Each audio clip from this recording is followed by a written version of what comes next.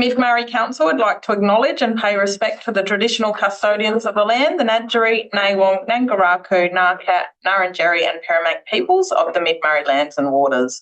It is upon their ancestral lands and waters that Mid-Murray meets and operates, and Council pays respect to Elders past and present and their spiritual beliefs that are of continuous importance to those First Nations peoples of today. Council further acknowledges the contributions and important role that First Nations peoples continue to play within the community, and we extend that respect to any peoples in attendance here today. Should there be a fire or other emergency, the alarm will sound and you'll be asked to follow directions of Council staff. Council meetings are live streamed through the Mid-Murray Council website. Attendance and participation in the Council meeting does not provide any councillors, Council employees or member of the public protection from defamation in relation to behaviour or statements made. Individual opinions or statements made during Council meetings are not the opinions or statements of Council. A copy of today's agenda is available on Council's website. And we usually have a microphone system, but we've got a new Fang Dang microphone up there. So I just ask everyone just to speak loudly and clearly, just so that people in the room, the microphone's really great, but we want to make sure that people in the room are hearing what you're saying. If you're having trouble hearing people, let me know and we can get all the microphones out. We just thought we'd give space on the table. Mobile phones, reminder that the use of mobile phones during the meeting is not permitted, and I ask you to turn your phones off or on to silent. And public gallery. It's great to see two people here in our public gallery today. We welcome you and we ask you to observe the meeting in respectful silence as the Chamber deliberates on matters that relate to Mid-Murray Council. Council meetings are formal meetings that are subject to specific meeting procedures. This means that there are designated sections of the meeting, i.e. deputations, where members of the public can directly interact in the meeting, with the remainder of the meeting only providing the public with opportunity to listen to the meeting proceedings in an observer role. Thank you, everybody. And attendance, we have a full attendance. Confirmation of minutes. Minutes of the ordinary council meeting held on the 21st of April 2026 be taken as read and confirmed. We have a mover. Councillor Barber and Councillor Davis is seconding that. Do either of you wish to speak on that? No? Anyone else have any comments or feedback? If not, we'll put that motion up. All those in favour and against, that is carried. Declaration of interest, we'll just go around the room. No. No. And none from me either. Business agenda is nil, deputations is nil, petitions is nil. 9.1. The recommendation is that the monthly financial report, April 2026, report on the council agenda, 19th of May 2026, be received. We have a mover for that, Councillor Schultz. Thank you. And Councillor Hammond is seconding that. Do you wish to speak, Councillor Schultz? No. Councillor Hammond? Anybody else wish to speak? Have any questions, comments, feedback? If not, we'll put that motion up. All those in favour and against, that is carried. 9.2. The recommendation is the Budget Review March 26 report on the Council agenda of 19th of May 2026 be received, and that Council endorses the March 2026 Budget Review with a net operating deficit of 701 million and revised total loan borrowings at the end of the year of 4.676 million be adopted. Council endorses the 25-26 annual budget to be amended to reflect these variances. Do we have a mover? Councillor Myers, thank you. Seconder, Councillor Barber. Councillor Myers, do you wish to speak? No. Councillor Barber. Anybody else wish to speak? Have any comments, questions? If not, we'll put that motion up. All those in favour and against, that is carried. 9.3, draft annual business plan and budget. We will suspend proceedings for 15 minutes so that we can have a chat on this before it goes up. If everyone's okay with that, just hands up if you're happy to suspend for 15 minutes. That is everyone. Thank you. Okay, we're out of meeting procedure now. You want to start, Ben, or? No, obviously there's been a lot of questions floating around. Clive might want to say something. Yeah, probably just to open that, the report that went to the Audit and Risk Committee and also this same report was based on the Reserve Bank forecasts of CPI, which was 2.9% for the new financial year that we're looking at, 2026-27. They've since released a revised May as forecast, as they always do, and that 2.9% increase has now been reduced to 2.4%. So then the rates increase assumption and also expenditure that we've tied to CPI will change. So it's the intention of management that we would actually flow those through with the copy that's going out for adoption. And just to give you an idea, that 0.5% means $92,000 reduction in rates. But then there's also a reduction in some other expenditure items as well. Yeah. So what does that mean from a bottom line perspective? From a currently projecting a 4.64, is there any change to that or as a result? That being updated. So 4.64, so that will mean that existing properties will, instead of having a rate increase of 4.64%, it'll be 4.14%, which is made up of 2.4% of CPI plus 1.74% of sustainability. Any questions on that before we open through the chair? That just answered the question I was going to ask. Yeah, that was kind of what my question was going to be about as well, how it affects our increase of the rate, and that's great that we're getting it down again. What that dropped you today? I guess my 2 cents worth, I said it in the briefing and I said it in the audit committee meeting, is people are hurting out there right now. I've door knocked 400 houses in Mannum and every second house was the cost of living concerns. Our unpaid rates has gone up to over $2 million. I just think if we can rein in any spending and try and keep that percent increase to as low as we can, that will help. It won't help everyone because there's still people that are going to struggle with council rates, but I think we should be doing what we can to decrease it. I do have some concerns. The full cost attribution, I've just received an email from Clive. The 24-25 for swims was 270,000, which is just over 1% of rates. And ratepayers still paid that, even though that we know that that was full cost attribution for swims. So that means people on SA Water are also paying part of their rates to help swims users. And in 25-26, the full cost attribution is 345,000 and the swims users are only subsidising 86,500. So I have big concerns. As you know, I've always wanted to make sure that the people using the service are paying for the service. I mentioned in audit committee that I'm also concerned that we put in extra charge for waste based on full cost attribution. I think it was something like 10%.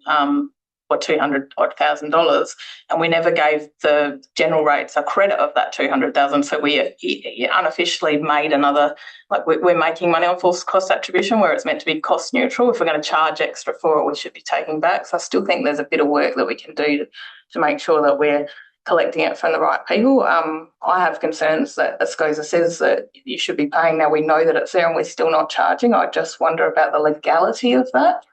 Well, we're phasing through you, Mayor Bailey, we're phasing it in over 4 years or 5 years now. It's proposed for the swims. Is that allowed? Is that legal? So, we haven't been doing it for 20 years. Yeah, so that's why when we know we should be doing it straight away. But council's made those decisions not to use. Sorry, yeah, so we report to SCOSA on a annual basis. So there's a number of attributes that we actually report on, and we say that we're either not conforming to several of the principles, or partly, or fully, and then they actually require some commentary on those points. So we've been reporting to them that as far as full cost attribution, that we're partly complying to that, and that we've got a plan to comply that. And the phase in of the over 4 years for the full cost attribution was this time last year, and that was placed in our annual business plan.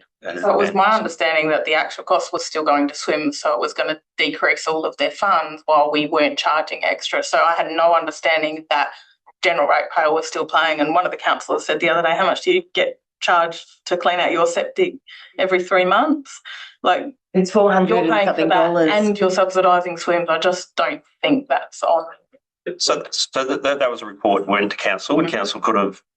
Well, like I said, I was of the assumption, I've asked many times, and it wasn't until I got it in writing today, I've asked many times, and I just assumed it was still being deducted from swims. We just weren't charging extra as a payment. That was my understanding, and now I've seen it in writing, and that's my error. I should have just asked for it in writing to start with. So I think the wording was, in the end, that council would seek only to recover, so. Yeah, I'm not sure I read that. So if you're still charging someone, but you're saying, it's still on your tab, but only pays a quarter, that would, I think we need to be clear in the stuff that's going out to consultation that the general ratepayer is still subsidising swims by X amount, so that the general ratepayer that's already paying for their septic tanks or their SA water knows that they're also subsidising swim schemes that they're not using. I think if I might just say that obviously there are going to be times when we as elected members miss something. Mm. We're not experts in the finance side of it. So, if we missed it and it should have come up earlier, then so be it. But I'm assuming that the SCOSA review of the first tranche of elected members, which is starting in September, apparently, that council now has an opportunity to put a report in before they do their assessment, which I think is absolutely brilliant. And, if you're reporting these things to a SCOSA, then I'm presuming that that information will be something that they can go through and understand. Because certainly at the time I didn't pick it up either. That there was this thing happening. So yeah. Can we just clarify what that thing is happening? I'm not meaning to be hypercritical here. All I'm saying is that if there is a situation where at the moment, despite full cost, the aim is full cost attribution and we haven't quite achieved it, that's all I'm saying. I'm not making a big issue of it. Yeah. And correct me if I'm wrong, Clive, the point was to phase it in over 4 years or 5 years now with the swims. Yeah. Because of the impact it was going to have. Yeah. But the general ratepayer's already been paying for it for 20 years. So once you identify it, the problem should be fixed, or it comes out of the funds and you phase in their payments of it. Once we know about it, I just don't think legally we can not charge it. Well, we've raised it with the SCOSA, and SCOSA is aware that we have a plan in place. But council's made those decisions. So, like I said, I just would like to be clear in this annual business plan, and so that people in the public can come back with their feedback. I'd love to know if they're happy to subsidise it for another 4 years until we phase it in fully. I think 20 years is enough. Anyone else's thought? Councillor Schultz. Not on that, but there's things that were missed. I'm sure this time last year we were under the understanding that we'd get the budget by sub-functions and we'd have a workshop and go through it line by line. Well, that seems to have fallen by the wayside. it's planned for June, the mid-month briefing. But that's already after it's gone out for consultation. Yeah, and that still gives the council the opportunity to change anything. It does. Yeah, that's correct. Yeah, I can't see how that doesn't stop council. We then have to take it back to consultation if you make major changes to it after it's been consulted. So if it's a better result, well then it's all right. But and on this rate, the new development, there's an extra 0.45% from what was proposed. I'm of the mind that we should take that 0.45% off the total existing properties to mitigate a bit of the ouch that people are going to have. And I mean, I don't think the full impact of the the diesel fuel thing has actually hit yet. So, people are really going to be hurting. I think it's a toss-up, isn't it? Because council are also hurting from that.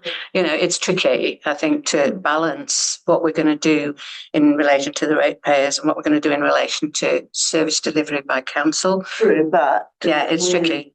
we are, I mean, this is probably the most important decision of the year that the elected members make, and we are sitting here to represent the ratepayer. That council generally looks after itself. We're looking after the ratepayers in this instance. Answer Councillor Hammond's question, if we make changes post-consultation, it just goes on a page in the annual business plan to say all the things we've changed since the consultation. And yeah, if it's all Improvements, then it's good. I can't see anyone having a problem with that. And the key thing for us, but we had 3, or maybe none last year, and 3 the year before. I can't remember. 3 last year, Clive? Like submissions. And so, the community needs to provide feedback if they're not happy with what's being proposed. Because all we can do is take on that feedback.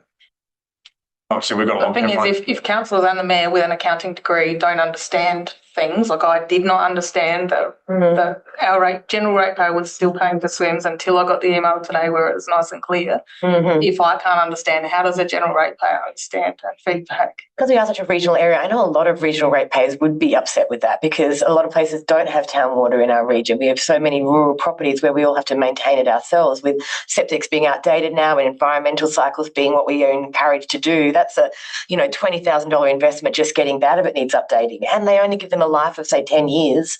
So they don't give them a huge life, those enviro cycles anyway. You might get 20 if you're lucky, but even still, it's a lot of money I pay on that. Like, it's a lot when it comes out and you see them coming and looking, putting a few stibs in and checking the levels, and they go away saying that's fine, and then I get a bill for $400. And then to think that I'm also paying for people who, and their swims where they could be actually paying that kind of level, that I'm having to invest in my own treatment, in that idea of you've got to, if you want to have a toilet facility and a home, house, costs money. I'm pleased that we're getting the briefing on that budget by full line and everything like that. I mean, I know it's sort of said it's an operational document, and once it's passed, yes, it is.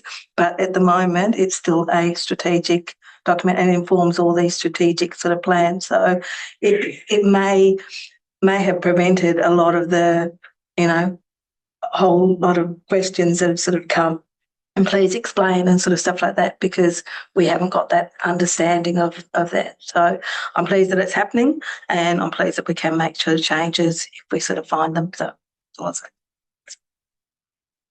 Anyone else want to add anything before we go in? Is everyone happy with the motion as it stands? Do we want to talk about whether we can change things before it goes out to consultation, or are people happy to go out to consultation and then have feedback and then make changes afterwards based on the feedback? I'm very aware that Murray Bridge Council just went out, the staff recommended 4.9, they went with 3.9, and there's already 123 comments on one of the newspaper, which is really having a go at elected members. So my concern is upsetting our community, knowing that we are trying to make changes. Like, is it worth that, or do we try and make a change before it goes out to community? Up to you guys, because you're going to wear it. Close. Yeah, so if council want to know what the effect, 0.95% of growth, I'm sure we're going to get the 0.01 or 0.05 more, so probably looking at a 1% growth. So if council wanted to use that 0.5% growth, we'll assume, and then reduce the amount, so then we'd be looking at 2.4% CPI, and then we'd be looking at 1.24% of sustainability, and then that would give existing properties a 3.64%, and the ramification of that would be about $175,000, maybe about 175, 180,000. What are you saying, Clive? What does 175 equal? That would equal, taking into the 0.5% from the RBA has been dropped, and then using that 0.5% of growth to reduce the sustainability from 1.74 to 1.24. The total rate rise would be 3.64,000. We'd have to make savings in the budget of 175,000. Yes. Yeah. 3.64%. Yeah.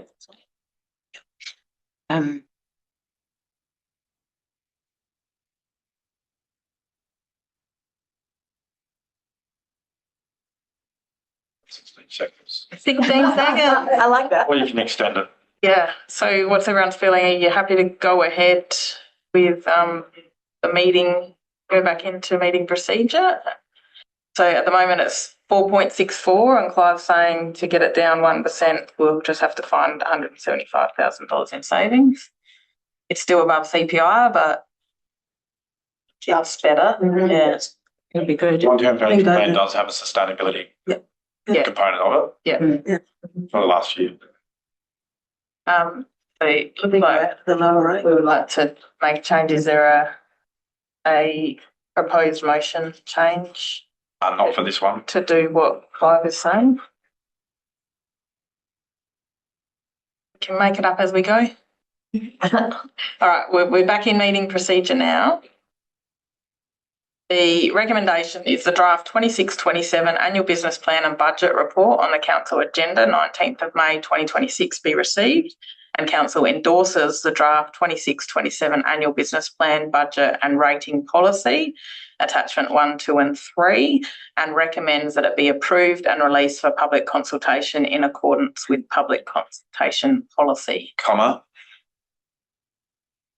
So what has been proposed? Subject to a 1% decrease in General rates. general rates, and I don't think you need to say anymore. joining savings or something. I think management will just proceed with that, yeah. Or you could say council seeking to find savings with the Comparable savings found. Is the best wording, With comparable savings.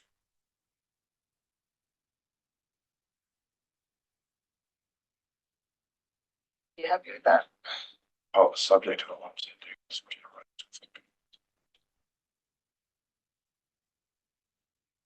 Yeah, well, you could say to facilitate this, but that's fine. The wording's fine. hopefully people don't say, I'm going to get a 1% decrease in my rates. Subject to a Proposed, subject to a 1% decrease in the proposed. well, actually, why don't we just say a 3.64% increase? Yeah.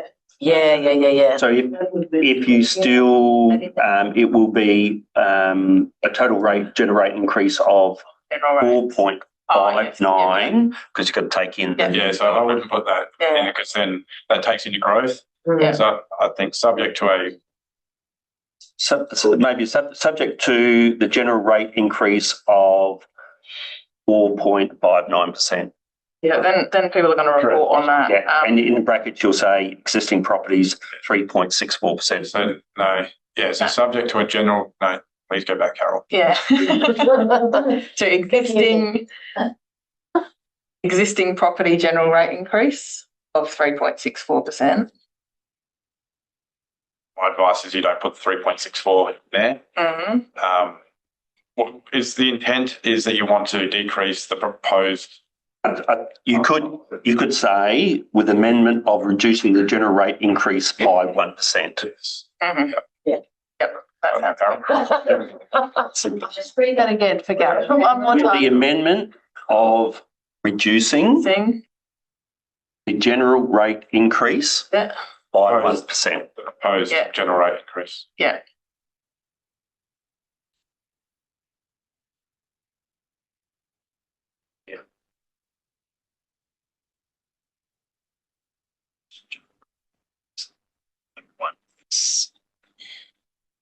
Amendment of reducing the proposed general rate increase by 1%. I need the comparable bit, sorry, Yeah. Carol. And comparable wording for that, but comparable savings to be found to offset this decrease.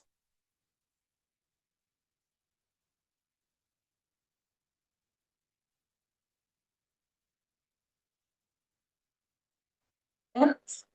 Happy with that? Do we have a mover for that? Councillor Myers and Councillor McGregor. Councillor Myers, do you wish to speak on that? No, I think we've had enough. Councillor McGregor? Yep.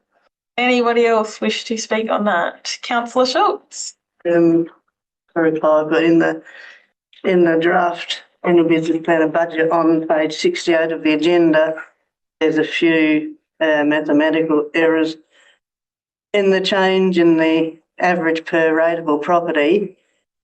The third line down of that reads 42, it should read 41. And then 1, 2, 3, fourth from bottom, it says 35 change, but it should be 34. And the last line of that, it reads 4 change, but it's actually 3 change. I'll look into that. Thank you. Anybody else wish to speak? Sorry. Oh, yeah. And there's some yellow highlighting in the annual business plan that probably Sarah. should be there. Yeah. Perfect. Anybody else wish to speak? Have any feedback, comments? If not, we'll put that motion up. All those in favour? Against? That is carried.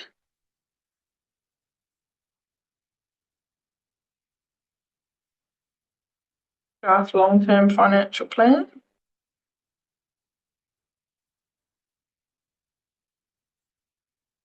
Do we need a amendment to that? Yep. Recommend. Yeah, I just copy and paste the same. Excellent.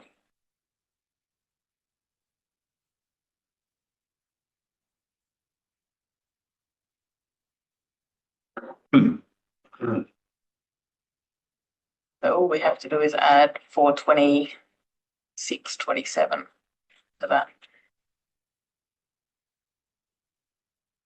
Yeah. General rate increase in 2026/2027. Yeah. No, sorry. Yes. Yeah, 2026/27, just get rid of one of the increases.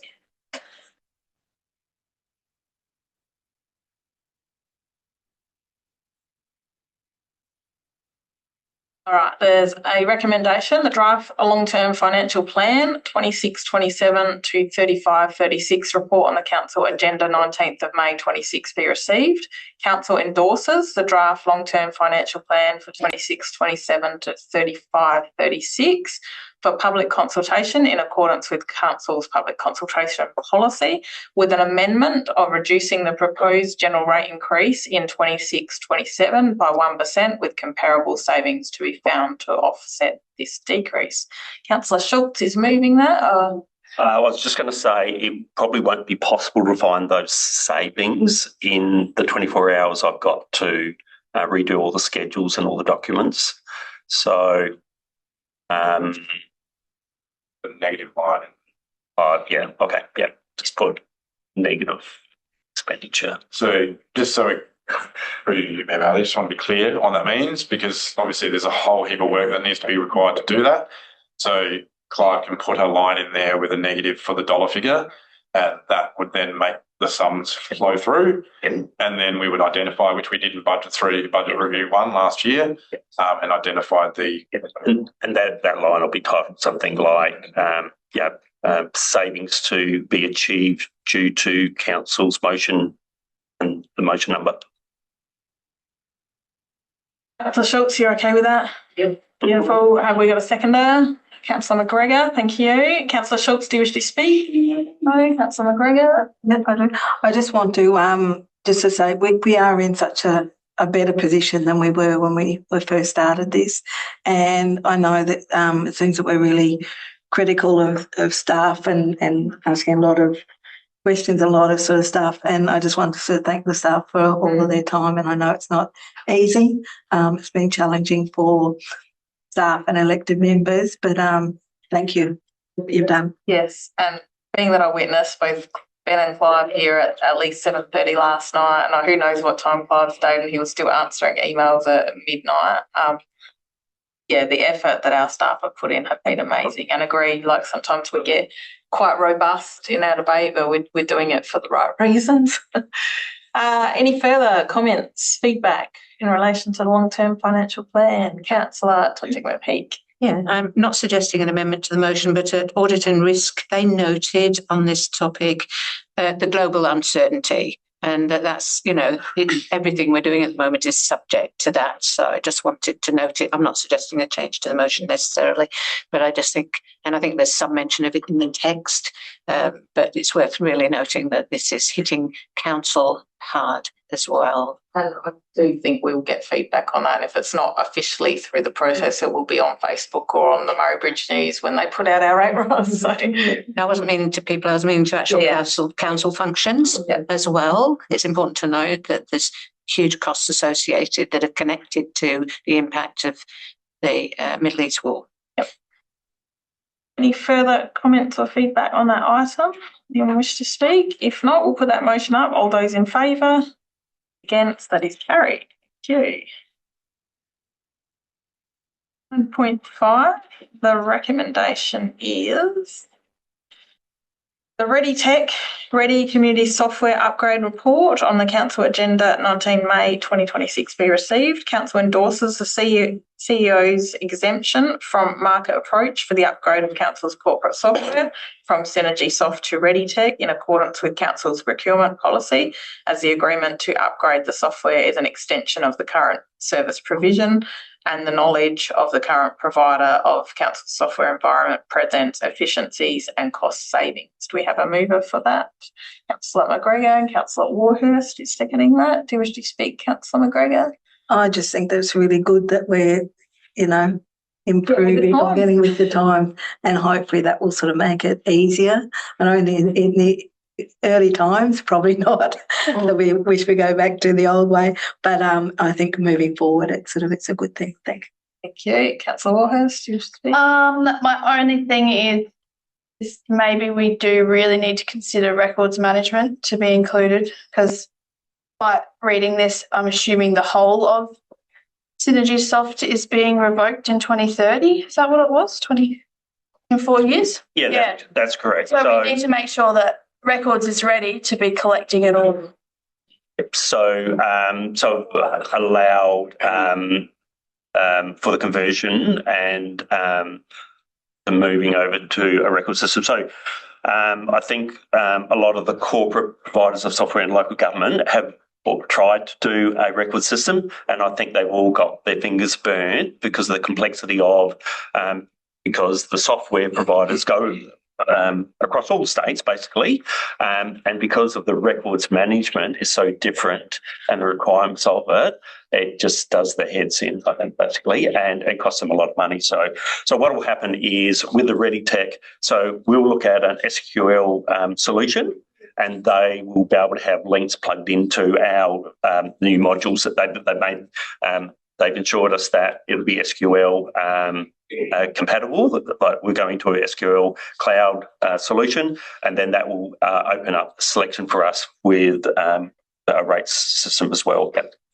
I've allowed quite a lot of money for the conversion of that, because all the cover sheets and somehow linking all those, there'll possibly be quite a big conversion of moving all those documents up into the cloud.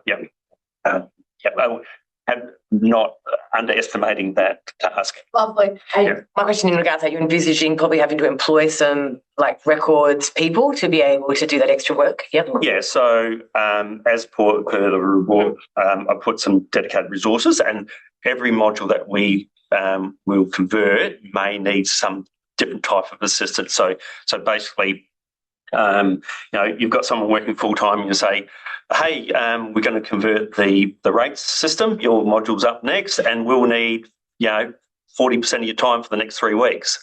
And they'll just you've got to be joking. I've got rates going out. I've got legal action going against people. So then that's why we put an allocation there to ensure that some assistance can happen. So it might be data cleansing. In one instance, it might be data cleansing. Another one, it might be getting someone a bit specialised in that area to help out our rates officer in that circumstance.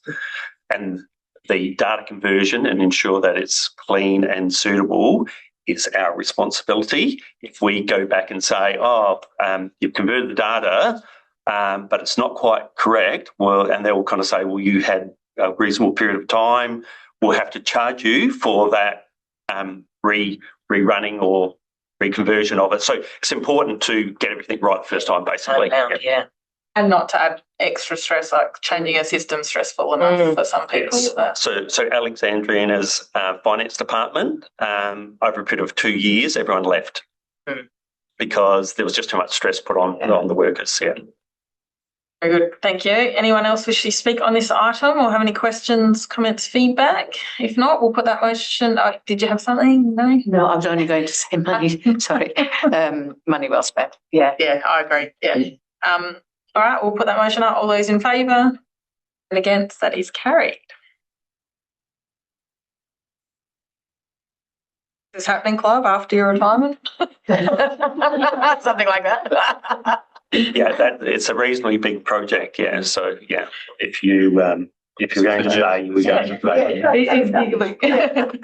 May not be here.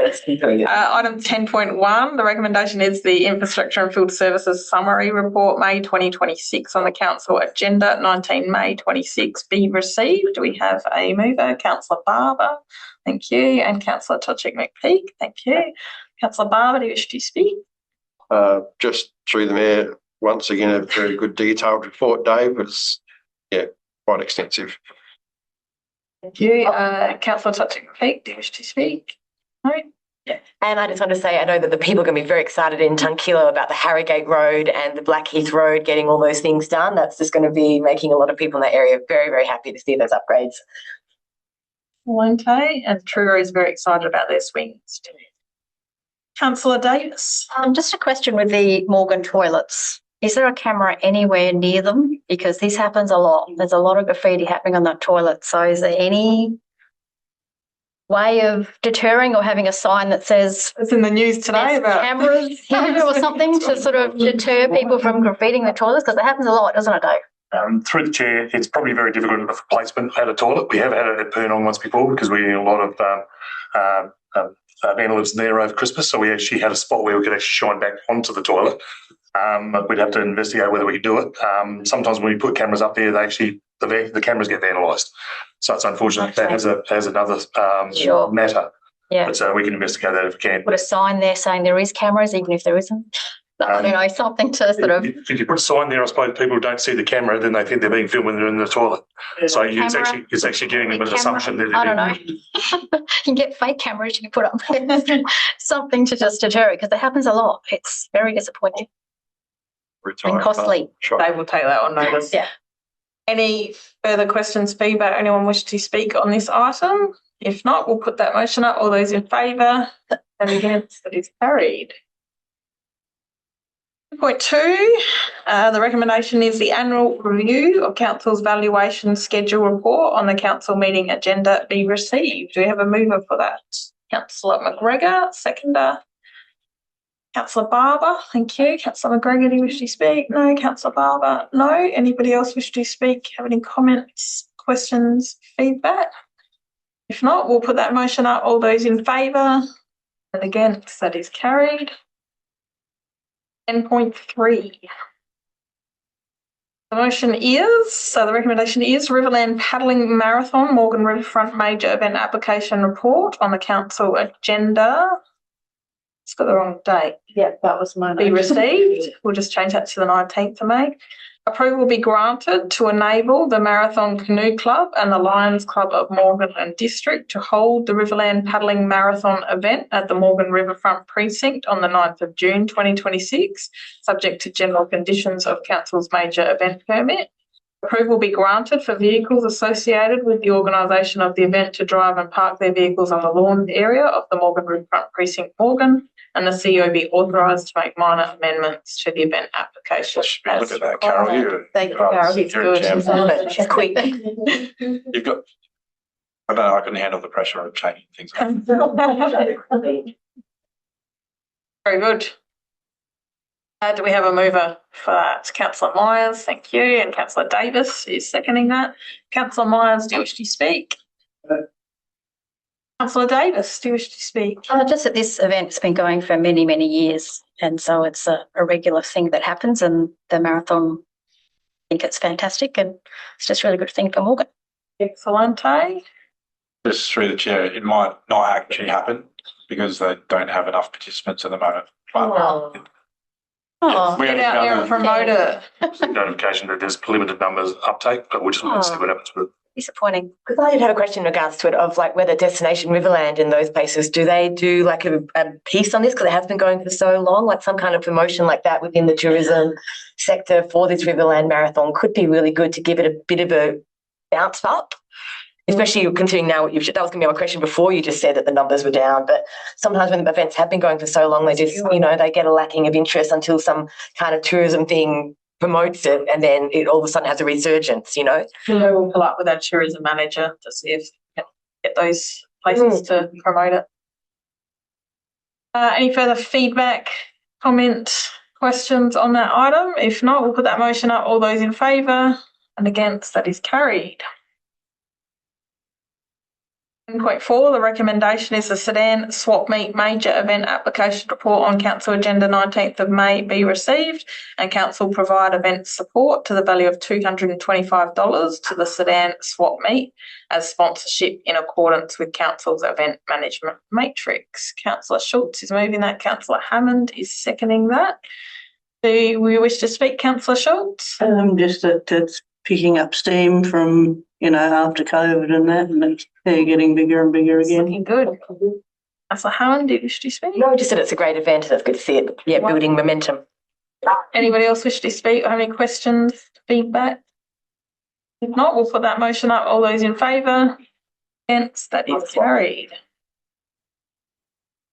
1.5. This one was a big one. Recommendation is the Infrastructure and Field Services Service Level Report on the Council Agenda 19 May be received. The proposed service provision schedule Phase 2 for boat ramps, street lighting, dog litter bag dispensers and data collection traffic be adopted and the CO be authorised to make amendments of a minor administrative formatting or technical nature as part of the finalisation and service provision schedule Phase 2. Do we have a mover? Councillor Tochick-McPeak, thank you. Seconder? Councillor Barber, thank you. Councillor Tochick-McPeak, do you wish to speak? I don't need to say that I think having a service provision schedule will prove to be really, really helpful to the team over time. I think it's a really good way to go. The guidance. Councillor Barber, do you wish to speak? Through the Mayor, my concern is around the dog litter bag dispensers. I'm just worried about community backlash and increased mess with people that are not going to be responsible. That's my only concern with the whole thing. Any further questions, comment, Councillor Hammond? It's also about the dog litter bags. That we say that there's 2 parks, so that's one in Morgan and one in Manor, but there's actually 2 in Manor. There's the one that's down there by the river there. I know it's not our major dog park, but that is advertised as the gas reserve, the lions. It's that one there. Through the chair, there are off-leash dog parks around the area, but we're looking at specific dog parks which are fenced. So there's the specific dog park which is at Manor Mobile and the one at Pioneer Park in Truro. They're fenced. They've got all the facilities for dogs, whereas the off-leash are just areas where they can run.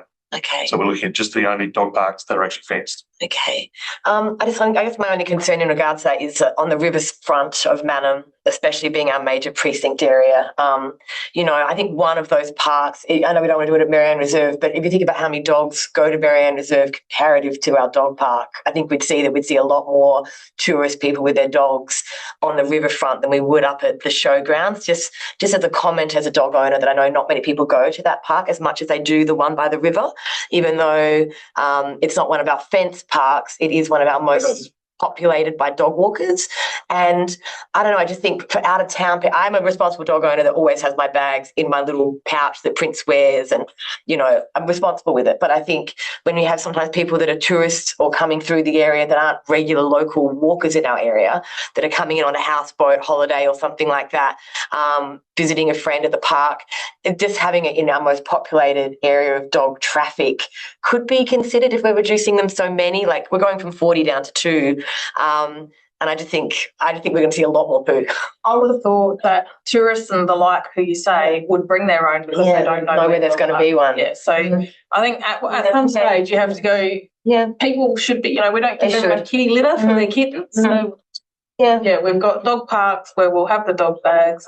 Through you, Mayor Bailey, I agree with what you're saying, Councillor Hammond, about Marianne Reserve, but then you could say the same about the Morgan Riverfront. Yeah. And then you could say something else about Glen White Reserve. Yeah. We need guidelines. I think where does the line get drawn? Dave proposed at the briefing that it was just going to be the dog parks. That's what's been presented. So obviously subject to council. Through the chair, I suppose when the service levels come in, a lot of from the other areas are all regulatory. A lot of them in infrastructure are discretionary. So if I get a call tomorrow and they want 5 somewhere else, what do I do? Well, what are my parameters of saying yes or no? So we're sort of putting it in a place where it's the service levels, this is what you're doing. Because the table I sent out yesterday to all the elected members sort of highlights the ongoing life cycle costs, just at one. And guys will get a phone call, we're empty the bags, so they drive out there to do it. That's the expectation of the community where we could be doing other things. Exactly. I do understand all of that, definitely. All right. Who hasn't spoken or wishes to speak? Councillor McGregor. I just think that maybe sort of just a educational or information sort of piece on why we're sort of doing this, to not get too much detail, but that we're doing it. And I think you'll always get the good dog owners that do the right thing, and others, it wouldn't matter how many dog bags you had for anything, there's people that won't do it. So, I just think, that's true. People need to be responsible and responsible that way. I also just think that if Dave has a huge influx of complaints and issues, this document is able to be changed as well. So we're still able to make considerations, and if, it is sort of set in stone for Dave, but we're also, if he is in flux with complaints and concerns, and then we'll have to hear it again. So it is through Mayor Bailey. It's a dynamic document. And changes can be made as they have, subject to council's decisions. So good to have some guidelines. Anybody else wish to speak on this item that hasn't spoken yet? No. Do you wish to close, Councillor Touching-Repeat? I need to say that it was clear at the briefing that the whole system's being abused a bit too, with theft of bags and, a lot of theft of bags. And it's just, people should bring their own bags. Thank you very much. Okay, we'll put that motion up. All those in favour? Against, that is carried. Thank you. 10.6. The recommendation is the Waste Recycling Services Update Report on the Council agenda be received. Council notes the update provided on the impacts of the Middle East conflict and the associated global fuel crisis, contractor fuel levy increases, freight and manufacturing cost escalations, and the resulting implications for the timing and affordability of the proposed expanded waste and recycling service rollout. Council supports a staged rollout to commence in 26-27 with a pilot to be undertaken that extends to the current Mannum Township 2-bin service and to the Mannum Waters residential development, excluding private marina, and adjacent fringe roads in Mannum. Attachment 2, targeted community engagement be undertaken on the pilot as outlined in the developed communication plan, and a further report be presented to council following the targeted community engagement, and further meetings with the contractor to confirm stage 1 pilot logistics, implementation timing, and final recommendations for the larger rollout project stages. Do we have a mover? Councillor Barber, thank you. Seconder? Councillor Hammond, why not? Thank you. Long time. Councillor Barber, do you wish to speak? Just through the Mayor, I know that a lot of people are waiting for this public consultation to come out. They're very, very interested in it, and I've been getting asked questions. How come it's not out yet? How come it's not out yet? Hopefully, people understand, as Dave has mentioned previously, that it is a large project, and it just needs to be very well planned and before it goes out. So much has changed since January. Through the Mayor Bailey, that's the biggest issue, and it's highlighted in the report. That's the costs associated, the supply of bins. The parameters have changed significantly since we first had this conversation in January. So it's not out of not wanting to do it. It's making sure that it's done properly and can be delivered. If there's just not bins, or the bins have gone up by 17%, then we need to factor those in to the discussion. Who would have thought? No fuel, no bins. Councillor Hammond, do you wish to speak? No, I think I'm mirroring those sentiments of Councillor Barber that, I just think people are very excited to see this happen. We've released the information that was going to happen. So now we're doing it at a lower, they'll be interested for the consultation. But I think just putting that word out to people that we're getting onto it, it's just going to take a lot longer. It's going to take a tiered approach. We're a huge area, and just really reinforcing that home with that community that we're doing it, but it's just going to take longer than we thought. Okay. Anybody else wish to speak? Councillor Walker? I just have a question. On page 264, where the marina is, there's blue dots around certain blocks of land. Does that mean anything? Or is that just, are we only giving it to them? Because there's definitely houses in more of the blocks in the marina than what's in that picture. Through the chair, the blue outline properties are the ones that were actually being approved as residential rating. It's just the mapping behind it, the aerial photography hasn't kept up with the residential growth. Okay. So you could go out there yet, those would be vacant land, so they won't get it in and they won't get in charges. Yeah, as soon as they become land. As soon as there's a house, it's going to automatically happen. Yeah, cool. Perfect. Any further questions, comment, feedback? If not, we'll put that motion up. All those in favour? And against? That is carried. Thank you. 10.7. The recommendation is the Marine Facilities Swanreach Boat Ramp Report on the Council agenda be received. Council commits to an allocation of $100,000 towards Swanreach Boat Ramp upgrade as a co-contribution towards Council's SA Boating Facilities Fund grant application for $2.9 million. Council, subject to SABFAC assessment, endorses a further allocation of $245,000 to fund currently unfunded scope items that are not eligible under the funding guidelines and are required to deliver the project, bringing Council's total contribution to $345,000 ex-GST.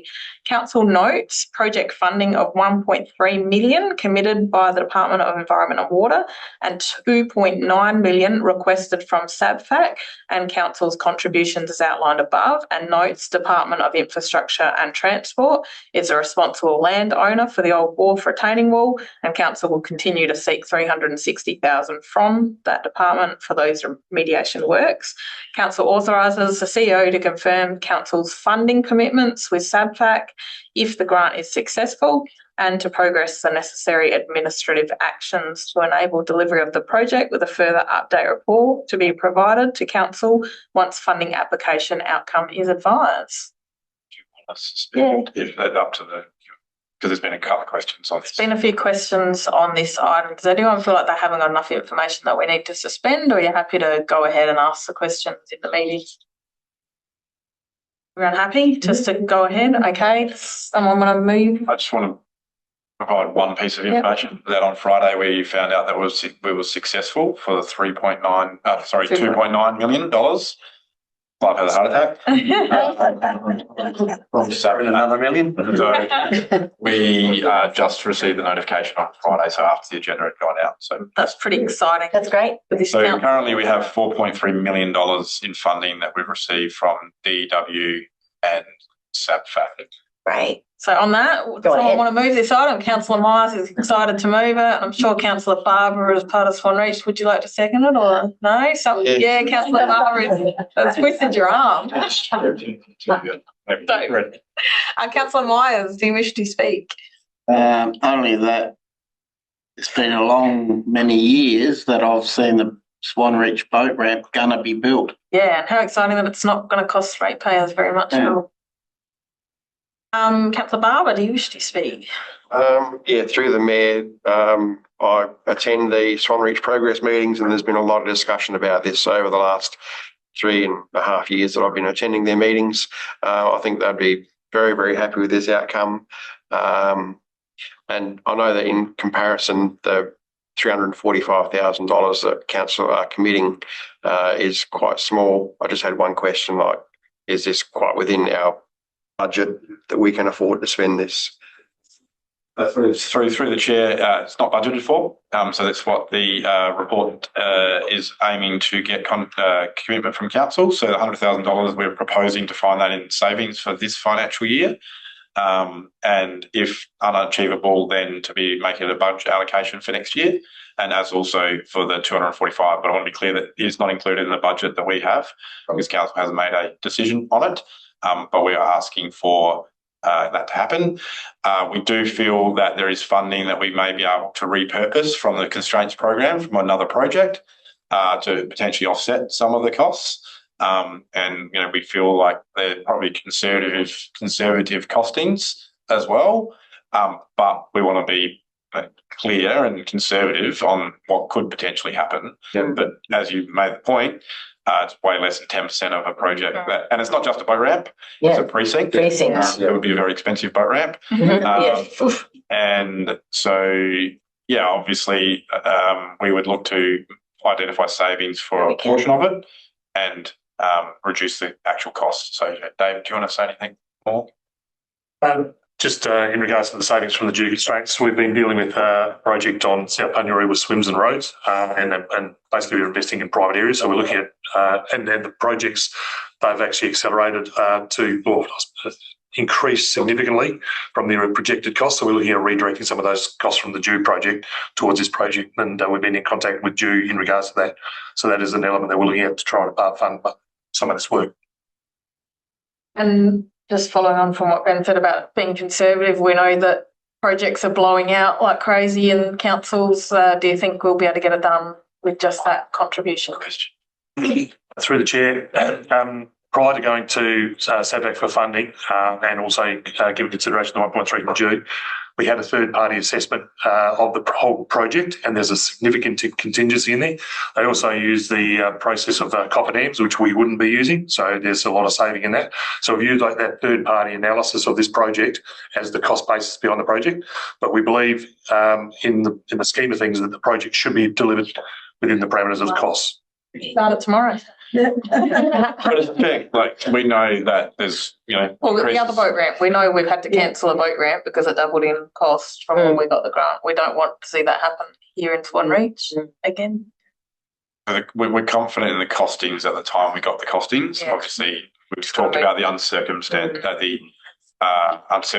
Thank you. That's the word I'm looking for. So yes. Thank you. Any further questions, Councillor Schultz? In the report, toward the end of it, I can't find it now, but I wrote it down. It says, if we don't approve the extra 245,000 from ratepayers, that staging or reducing, scope to match confirmed funding and pursue alternative funding sources. I think we should do it that way. Sure, get the boat ramp safe and serviceable, but leave the extra expenses until we're sure that we can fund it without falling in a hole. We've done the hard yards over the last 3.5 years. We don't want to overreach ourselves and stumble at the finish line. Any further questions? Yeah, Councillor Barber. Oh, hang on, you've already spoken. Is it just a question? Was a question and a follow-up comment on the information that I got from. You can have a question. Okay. Okay. So the question I've got is the funding from DIT. Is there any guarantee we're going to get that funding? Through the chair, that's for the wharf, and so yes, it's part of the project, but they have to deliver it, and so they feel there's efficiencies for us delivering it as part of the project. So if they don't fund it, it doesn't get done. And their responsibility. I get it right, Dave? Yeah, that's pretty land. And we can keep writing to Dick if we need. Any further questions, comments, feedback? Councillor Myers, have you spoken? No. Well, Oh, you moved it, so you'll be closing. Does anyone want to speak before Councillor Myers? Councillor Waters? Just say thank you for your hard work, Dave, and everyone that's contributed to getting it to this far in this process. It's excellent. All right. Anyone else wish to speak before Councillor Myers closes up? Okay, go for it. I was just going to ask, can we follow up on what Councillor Schutz was just saying about? Yes, no? Sorry, what? We'll be approving the budget in the July meeting when we approve the annual business plan. So we'll be going through the line by line budget, and we can bring those sorts of questions up when we're going through that in the next briefing in June, sometime in June. Yeah, we're scheduled for the mid-month one, but it might go to June just because it's face to face. But the plan was to do it the mid-month one. Yeah, as long as it just doesn't get washed aside and forgotten about, because it has been raised. Yep. Very good. Okay. We will put that motion up. All those in favour and against? That is carried. 10.8, community wastewater. The recommendation is the Community Wastewater Management System Updated Capital Works Program Report on the Council meeting agenda be received, and the updated Appendix A Rolling Capital Works Program of the Community Wastewater Management System Asset Management Plan 27 to 52 be endorsed by Council. Remover. Councillor Todging-McPeak, thank you. Seconder. Councillor Barber, thank you. Councillor Todging-McPeak, do you wish to speak? No. Councillor Barber, no. Anybody else wish to speak? Have any questions, comment or feedback in relation to this item? If not, we'll put that motion up. All those in favour and against, that is carried.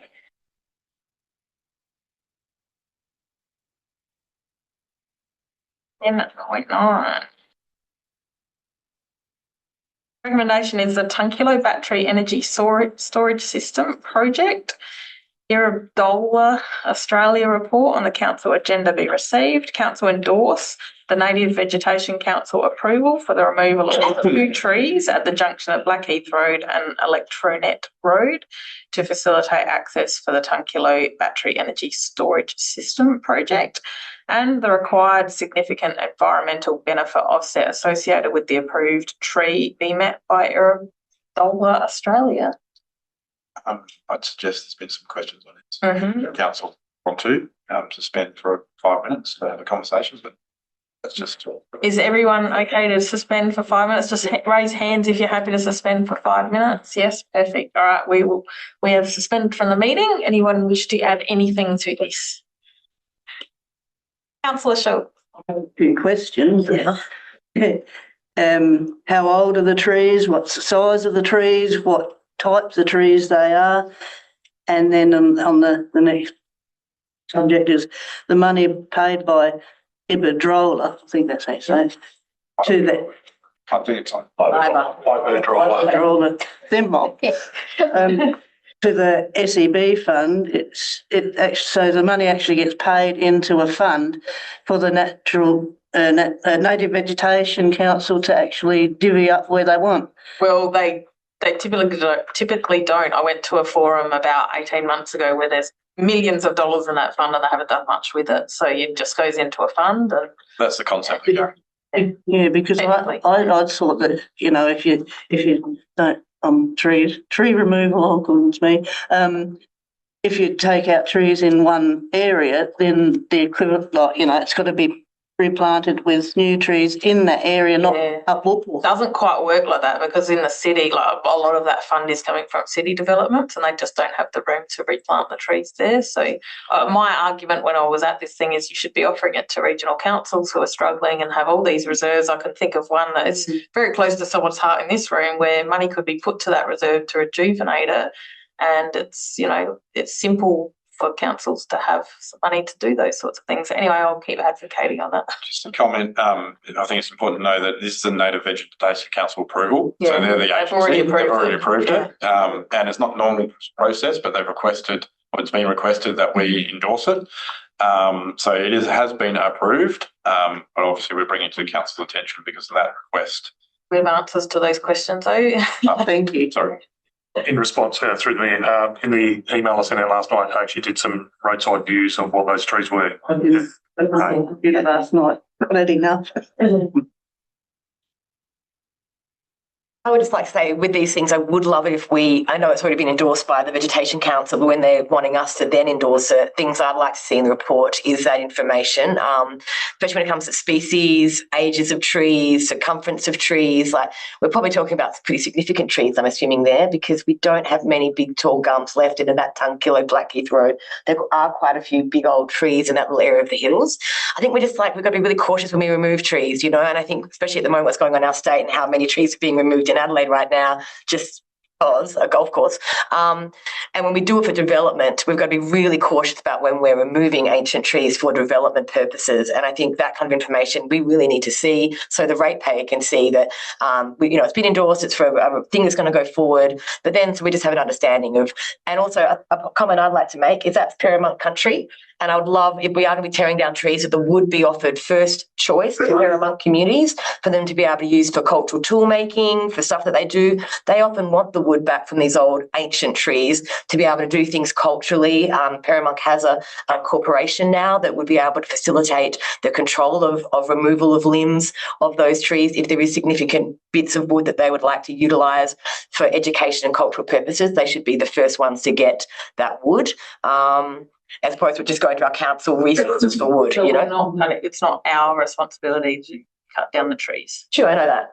But I'd like to think that this company would engage with the Paramount community to then, if they're removing these trees for their development on Paramount lands, to be giving that wood to the Paramount people. And I'd love that to be some kind of discussion that's had with them if they didn't already feel that was something they needed to do, that they should.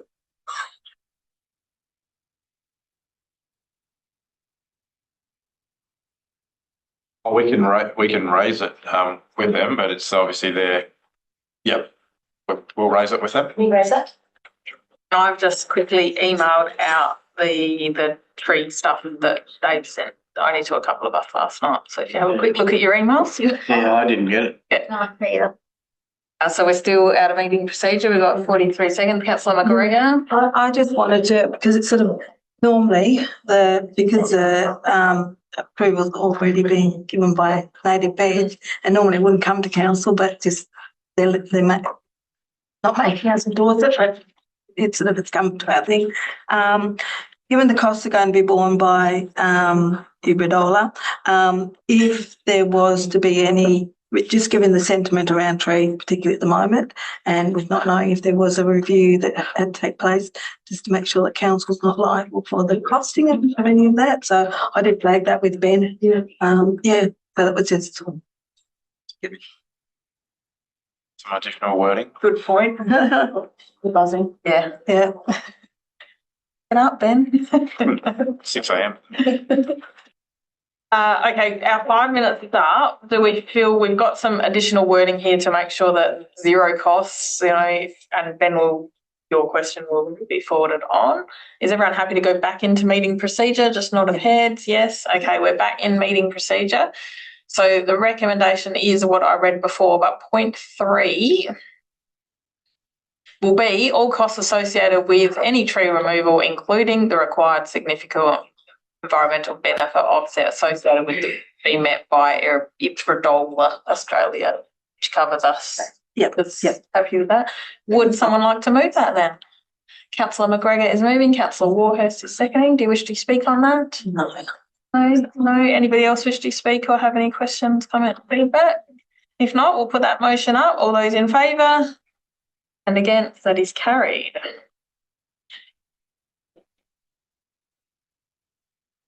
.1. The recommendation is the Council Assessment Panel membership extension of current independent member term report on the council agenda be received pursuant to clause 5.4 of the Mid-Murray Council Assessment Panel terms of reference. The current independent member appointments to Council's Assessment Panel be further extended until 31 October 2028 unless dissolved earlier by the establishment of a regional assessment panel as follows. David Altman, presiding member, Ross Bater, independent panel member, Cheryl Pedler, independent panel member, Grant Hewitt, independent panel member, and Paul Micken, Deputy Independent Member. Do we have a mover for that? Councillor Schultz and Councillor Barber is seconding. Thank you. Councillor Schultz, do you wish to speak? No. Councillor Barber. Anybody else wish to speak? Have any questions, comments or feedback? If not, we'll put that motion up. All those in favour? Against? That is carried. Thank you. 11.2. Recommendation is the Dark Sky Astro Tourism Mid-Murray Tourism Precinct Planning Project Report on the Council agenda be received. Council provide in principle support of the proposed two-node model for the purpose of enabling the consultant team to progress detailed site analysis and functional planning and stakeholder and community engagement to assist in finalising the business case as a key output to the Mid-Murray Tourism Precinct Planning Project. Anybody wish to move that? I'm not saying it again. Nobody wants to move it. Councillor Chotching-McPeak is moving it. She just doesn't want to say it. Who would like to second that? Councillor Barber, thank you. Councillor Chotching-McPeak, do you wish to speak on this? No, just that we're getting a briefing on this, aren't we, later today? Yeah. Councillor Barber? Yeah, through the Mayor, I've got a couple of questions. Will this project work in conjunction with current private infrastructure? As I'm aware, there's already at least one observatory in the Swan Reach area, and how will this impact that private infrastructure? So through the chair, the consultant team are working off the brief that council has set, acknowledging that there are stakeholders that have independent operations. The consultant team have spoken to that owner, and it may be that his site is deemed suitable. At the same time, this project doesn't prevent any individual or operator to have their own operation happening. So the idea is this is maybe one of 3 or 5 potential observatories in the Dark Sky Reserve. So it doesn't prevent private investment. Just considering through the chair, it's considering what exists, and that was part of the discussion. So we're currently talking to 2 landholders as part of the consultant team engagement, and there are 3 sites that are potentially in consideration. So if I'm allowed to comment further, my concern was we're not going to be competing with the current private infrastructure. That was my concern. It won't necessarily be competing, because at the end of the day, in terms of product, what is happening at Swan Reach is sort of targeting very much the scientific research component, whereas this has a broader focus around tourism, cultural, environment, etc., so that they could sit side by side quite compatibly. Equally, the landowner in question has indicated that he had intended to provide his telescope to this project. That may or may not eventuate. So they're part of the negotiations through this project. This project is to eventually put forward a business case for a planetarium observatory. Now, where it sits and who runs it is still subject to debate. In the thing, so you say about spokes, and this could be like the existing planetarium or observatory could be considered one of those spokes in the greater sort of promotion of our dark sky precincts. Correct. I mean, the whole experience is not just focused on one location. And so we already know that while Swan Reach and Walker Flat are sort of seen as the 2 major spokes, hub and spoke, Canberra is equally part of that model with Meldanda, and there are other, and we've got other lookouts as well. So that's all part of the experience. And so this project is not only just focusing on the observatory planetarium, but those connections with the other parts of the project in terms of the river corridor and the townships and the Manor waterfalls, etc. Yep. So eventually the consultant team would look to bringing those connections together. And there'd be potentially 4 trails and connections through those different project elements. Councillor Schultz? I guess the key word or 2 words here is in principle, but I do have, I've raised this at the briefing session, that in my view and a couple others in the Dark Sky Committee, if you base it in, Swan Reach and Walker Flat, it implies that it's just another extension of River Murray tourism. Whereas if you have it in the bush, it's a standalone. It's a focus all in itself. You know, it's standing alone and it's unique. So yeah, I'm just. And I think that's the thing that with the next phase of the engagement is to start teasing out some of those elements, because yes, there's very much the pro, go to the core site, go where it's darkest versus, go where there's the employment opportunities, etc. So it's balancing those elements in the project. And ultimately, when the new board is up and running, they will ultimately be responsible for deciding where they feel that this facility should be located. So there are, I agree with you in the sense that the darker, the more isolated, there are pros and cons with what the current observatory has, and in terms of what growth will happen in Swan Reach going forward, that may impact on its viability going forward. So they're things that, as a private operator, they're going to have to consider as well. Anybody else that hasn't spoken wish to speak on this item? If not, we will put that item up. All those in favour and against, that is carried. 11.3. The recommendation is the Roadmap to Housing Strategy Report on the Council agenda of 19th of May be received. Council A, adopt the proposed Roadmap to Housing Strategy as the framework for ongoing implementation of the Mid-Murray Growth Management and Housing Strategy. B, initiate a code amendment with the focus towns of Mannum, Truro and Swan Reach aligned with the Mid-Murray Growth Management and Housing Strategy. And C, allocate $100,000 as part of the 26-27 budget deliberations to progress the code amendment while seeking contribution from key landholders to offset the cost of preparing the code amendment. We have a mover for that. Councillor Barber. We have a seconder for that. Councillor Toczyk-McPeak. Councillor Barber, do you wish to speak on that?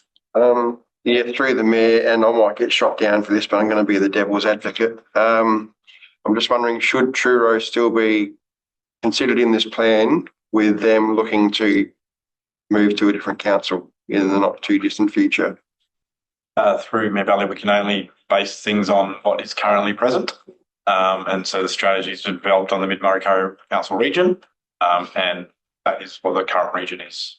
And also the current proposal was only being approved by 10% of the area. So it might go to public consultation and they all think that they like Mid-Murray. So it's a long process, and as Mayor Valley said, it was you only need 10% of a portion of electors payers. My thoughts are if that ends up developing, eventuating over the next 5 years, then council keep tally of the things we've spent on Truro and ask the Barossa Council to pay for that. Gary, do you want to add? No, So the process won't be completed for them by this election coming up? Could take another 5 years. Okay. There's been examples where there's been 4 or 5 years plus for discussions. Correct. Yeah. So,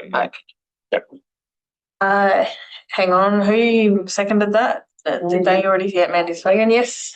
Yep. Just through the mayor. Thanks for all the responses in regards to that, my queries. And I just acknowledge that whilst we do have the legislative responsibility for undertaking the planning work, I'm just concerned that we haven't included in the amendment or the motion that looking for funding from state and federal government now, because they have got in their planning housing and infrastructure, affordable housing. Every time we turn on the news, it's like they're out there sort of spruiking. I just sort of wonder whether we can include that making formal applications. I know it may take a little bit longer, but they should have that.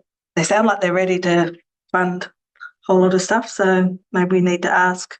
We have asked the Minister for Planning in relation to this particular code amendment, but we obviously did in terms of the Sky Code amendment. And the Minister was very clear in his response to the Mayor that it is council's responsibility that they have been identified as the authority responsible for the code amendment, both in terms of dark sky and this code amendment through the regional plan. So it's been made very clear by government and the commission that it's our responsibility to deliver. Doesn't mean we can't apply for. Oh, we still can't apply for grants. Yeah, that's The correct. federal government supporting local government in their 26-27 budget have $2 billion for local infrastructure fund under the housing support program, and 500 million will be dedicated for regional development. So this project was actually funded by obviously the first round of that, and so in terms of the second round, my understanding is that it's actually for infrastructure delivery. So this is still policy. So it would not necessarily be a strengthening communities fund. So there's a couple of different, because they realise that regional councils can't be doing this. But through the chair, look, we'll explore all of the opportunities. And look, there's some proposed additional wording if council wants to consider, but that's obviously up to the mover and seconder. Yeah. Excuse me. We'll keep that in mind. We'll speak with the rooms, have everyone speak if we feel like we need to pause. Councillor Schultz. I would prefer something in the motion to if the council try and get grant funding as a matter of priority so that the ratepayers aren't hit with a blister. And in the report it says, well, I'd like this to be put perhaps in the same point as after point 3 anyway. It says seek an amendment to the Murray-Mallee Regional Plan. If you can't get funding so that it doesn't cost the ratepayers anything, then you seek an amendment to the Murray-Mallee Regional Plan. So to do an amendment to the Murray Regional Plan, there will be a cost. Roughly what? How long does it take spring? Yeah. So we can go through the process of doing amendment to the regional plan. That's obviously one mechanism, or the code amendment. If you do the amendment to the regional plan, you're still going to eventually have to do a code amendment. So that was the unfortunate thing in the timing of our strategy and the regional plan. If we had been able to get the majority of our spatial rezoning recognised in the regional plan, we would have been able to do what's called a complying code amendment, and that would have been a far faster, more streamlined process. But because we haven't been able to do that, the only thing that's in the regional plan is the acknowledgement of our strategy. So therefore, if we were to amend the regional plan, that's great, but we'll still have to do a code amendment. So in reality, you're actually better off just jumping straight into the code amendment. Okay, but can we still stipulate that external grant funding is a priority? I'm more than comfortable with that. You could say, key landholders and grant funding.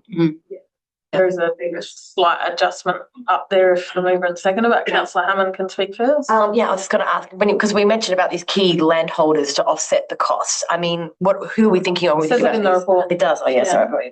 So we've had, as part of the engagement on the growth strategy, we had key landholders that had interest to rezone their land. So it's recognised as some of those components within the spatial areas, and they've indicated their willingness to contribute. Contribute to that, okay, but we don't know to an extent or whatever, or what extent. Yeah, that's my point, I guess. Yeah.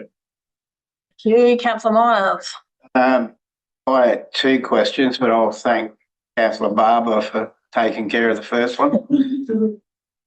Where did Morgan fall short to be not included? The chamber opted to remove Morgan as one of the focus towns early in the process of preparing the strategy.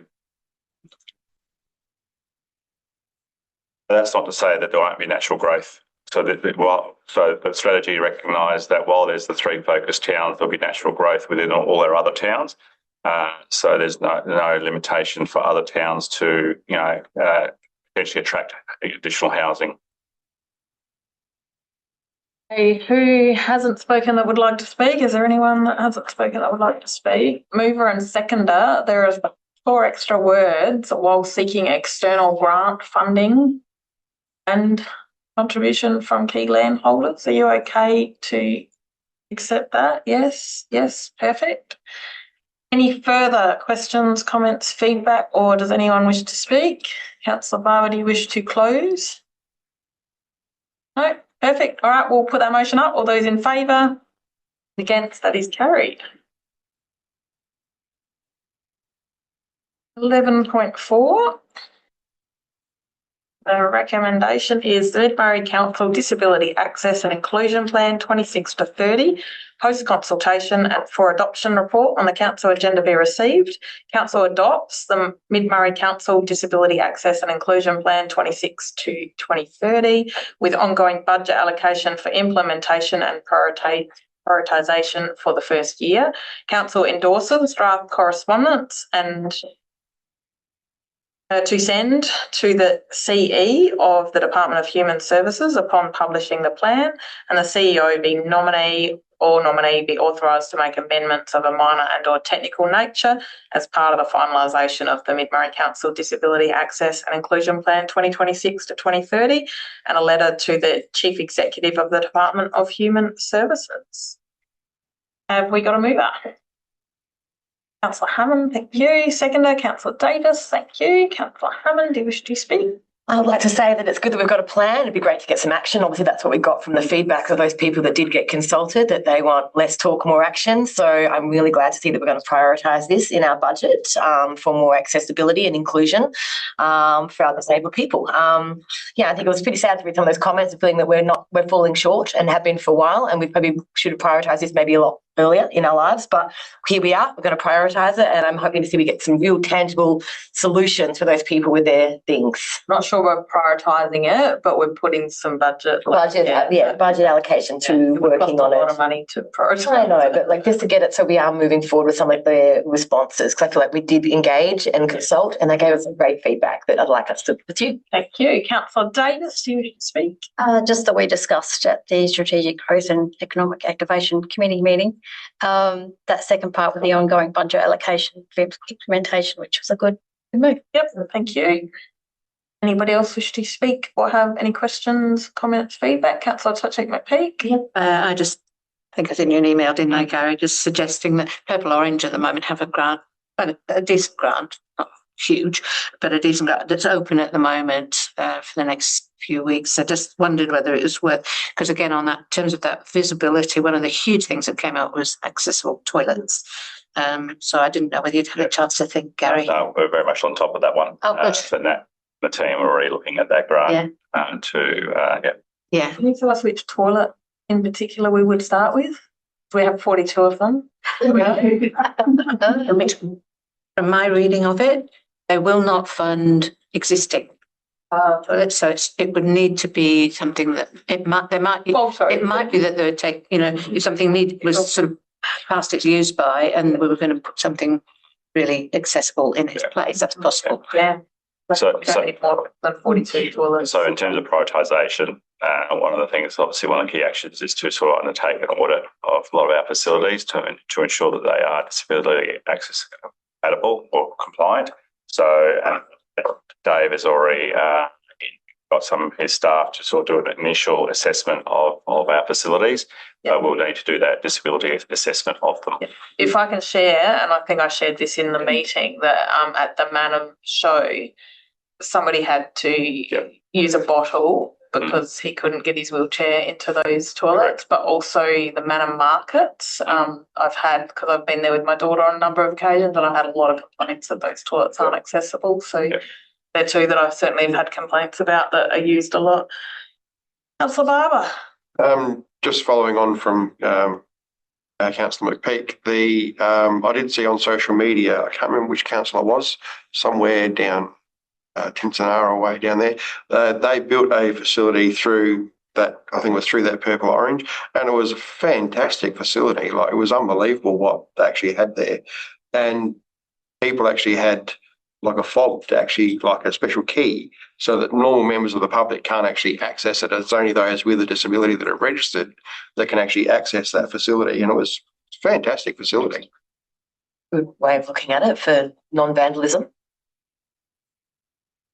So just through the mayor, just want a couple quick comments. So in terms of Purple Orange, we've already started a good relationship with them. We're doing some and stresses some of the actions in the day around resources, staffing and recruitment. So that's been really positive. But also just want to formally acknowledge the work that Michelle Batosa did on this, working on this plan. She's no longer with us, but obviously the consultants, but to working together. So I just want to acknowledge her and the team. Just to clarify, recruitment policies and processes and inductions. Yeah. That's what they've been working on to make sure that we're Inclusive. Yes. Yeah. Good. Anybody else that hasn't spoken wish to speak? If not, Councillor Hammond, would you like to close? No. Perfect. All right, we'll put that motion up. All those in favour? And against, that is carried. Thank you, Mid-Mara Council team, for that great work. Okay, 11.5. The recommendation is the Mid-Murray Community Benefit Fund and Renewable Energy Community Benefit Sharing Policy post-consultation report on the council agenda be received. Foundation Barossa be advised of council's decision to consider an alternative to the Community Foundation model. The revised draft Renewable Energy Community Benefit Sharing Policy version 1 be endorsed for public consultation in accordance with council's public consultation policy and the engagement plan, and the CEO be authorised to make amendments of a minor and or technical nature as part of the finalisation of the revised draft Renewable Energy Community Benefit Sharing Policy version 1. Have we got a mover for that? Councillor Totchik-Peake, Councillor Warhurst seconding that. Do you wish to speak on that, Councillor Totchik-Peake? No. Councillor Warhurst, no. Anybody else wish to speak? Have any questions, feedback? If not, we will put that motion up. All those in favour? And against, that is carried. Thank you. It's halfway. Halfway. Thanks, Ben. I think we've got through a lot of the juicy stuff. So 19 or 38. feels like we're a lot further than halfway. Okay, 11.6. The Community Engagement Policy draft, the Community Consultation Report on the Council agenda be received. The draft Community Engagement Policy version 1 be endorsed for public consultation in accordance with Council's public consultation policy, the old one, and the communication plan. In relation to the requirements of public consultation for the draft Community Engagement Policy version 1, A, should any submissions be received upon completion of public consultation period, a subsequent report be presented to Council for its consideration, or B, should no submissions be received upon completion of the public consultation period, the proposed Community Engagement Policy version 1 be adopted and the CEO be authorised to make amendments of a minor and or technical nature as part of the finalisation of the draft Community Engagement Policy version 1. We have a mover. Councillor Warhurst, thank you. Councillor Barber is seconding that. Thank you. Do you wish to speak? Councillor Barber. Anybody else wish to speak? Councillor McGregor, Yeah. You've been excited about this one. Whatever. I've stopped asking. You may know, ask other things, but I've stopped asking. I just wanted to just flag the community consultation. We're consulting on a lot of things throughout this this agenda, just worried a little bit about consultation fatigue and feedback and sort of stuff like that. I know the community engagement policy probably covers that, but I'm just note that we may not get the irony of being concerned about consultation fatigue when we're consulting about a consultant. I know. Yes. So I thought I'd bring that up here. Yeah, let's hope they're not quite fatigued just yet. Yeah. I said this to SMT the other day, the fact that we have to consult on the engagement policy, and the whole purpose of consulting is to receive feedback. But in terms of actually the ability to people to influence this policy is negligible. So connected to the state government. Correct. So in terms of bureaucracy. So yes, it's a required consultation, but they can't do anything anyway, regardless of. Right.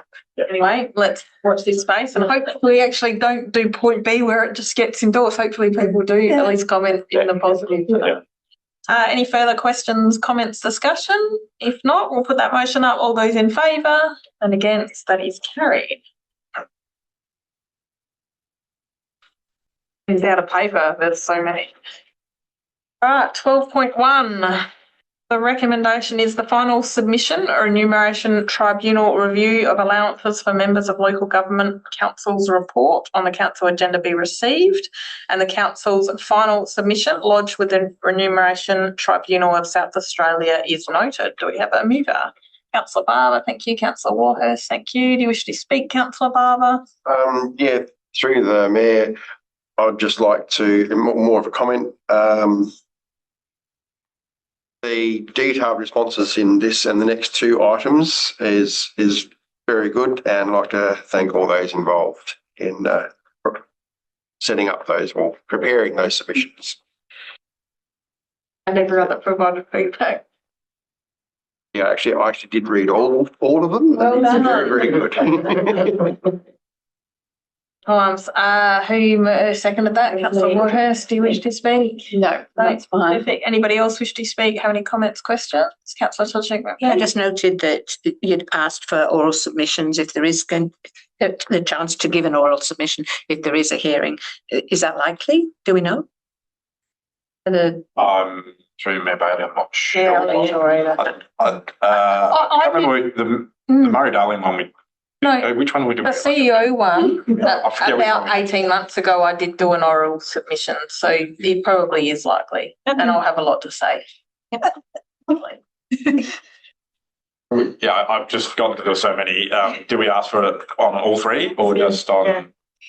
Definitely this one. Because I won't have a conflict of interest by that time. No. You know, it's not about me. It's about trying to keep people in the game that are good people in local government to do good things for our councils. So, any further comments or feedback? If not, we'll put that motion up. All those in favour and against, that is carried. 12.2, the recommendation is the final submission of your remuneration tribunal review of the minimum and maximum remuneration for local government chief executive officers report on the council agenda be received, and council's final submission be lodged with the remuneration tribunal of South Australia is noted. Do we have a mover? Councillor Tudgwick-McPeak, Councillor Barber, do you wish to speak? Councillor Tudgwick-McPeak. I just made a note. Good submission. Sock it to them. There you go. Councillor Barber. And I think there was some article in the Advertiser about one CEO potentially leaving because of this, and we've now lost ours, so we can blame it on that as well. I do have a comment. Just reminded me of something. Off the cuff. Yesterday when I was doing a bit of shopping in Woolies in Murray Bridge, I looked around and there was someone's big mug on a billboard. It was the Murray News in the middle of the plaza, had your face on there. What have you been doing over there? Wasn't like wanted. No. Hopefully they used a better photo than the Advertiser. Yeah, that was not a good photo. Where'd they find it? In the flood stuff. It was in reflecting on floodwater thing. Any further comments, feedback on that item? If not, we'll put that motion up. All those in favour and against, that is carried. And good work, Ben, again. 12.3, the final submission of the 2026 Murray-Darling Basin Plan Review Discussion Paper Report on Council agenda be received, and Council's final submission lodged with the Murray-Darling Basin Authority is noted. We have a mover for that. Councillor Hammond, thank you. Seconder. Councillor Barber, thank you. Councillor Hammond, do you wish to speak? Great report. Thank you for doing it.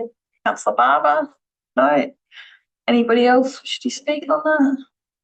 Wonderful. I must admit, Mayor Ella Winnell did help with her submission, and I was able to help Ben with a fairly good submission based on her knowledge, which, because I've always said it's hard for me to get when I get numbers, but anyway, I'm learning really quick. So anybody else wish to speak or have questions, comments, feedback? If not, we'll put that motion up. All those in favour, against, that is carried. 12.4. The the recommendation is the Essential Services Commission of SA, second cycle of the Local Government Advice Scheme 26-27 to 29-30 report on the council agenda be received. The Mayor and the CEO be authorised to provide a submission on the Essential Services Commission of South Australia Local Government Advice Scheme second cycle framework and approach consultation draft April 2026. Taking into consideration comments provided by elected members to both LGA and DSCOSA. Do we have a mover for that item? Thank you, Councillor McGregor, and Councillor Warhurst is seconding that. Do you wish to speak? Just to say, I know that you'll have a lot of stuff covered, both of you, but just to include in there that, you know, the support wasn't there from results of the SCOSA report. I don't feel, not from in here, but from outside. If no one's going to support it. We've all worked very hard as a team, and you know, there's been a lot of really hard decisions and a lot of sort of stuff over the time. But yeah, those sort of support stuff outside from LGA and also the SCOSA just wasn't there. Yeah, and I did have a meeting with the Minister for Local Government, a new one, the other day, and I showed her my spreadsheet and explained it all and let her know that, you know, my concern after we got our report was that we didn't want to see lack of action for the next three rounds of reports, and that is exactly what happened. So she's very aware of that. Councillor Warhurst? No. Anybody else wish to speak or have any questions on that item? If not, we'll put that motion up. All those in favour? Against, that is carried. Thank you. And just a reminder, please let Ben know any comments that you'd like to be considered in that report. Through the Met Bailey, that was my sales pitch. If you provide some comments, they will value add to the submissions. But we're sure Clive's got lots of feedback on the process. It was fun times during the flood, wasn't it, Clive? You loved it. Okay, 12.5. The recommendation is the Marylands and Riverland Local Government Association draft annual business plan 26-27 report on the council agenda be received, and the Mayor and CEO be authorised to provide feedback on the Marylands and Riverland Local Government Association draft 26-27 annual business plan, taking in consideration comments provided by elected members.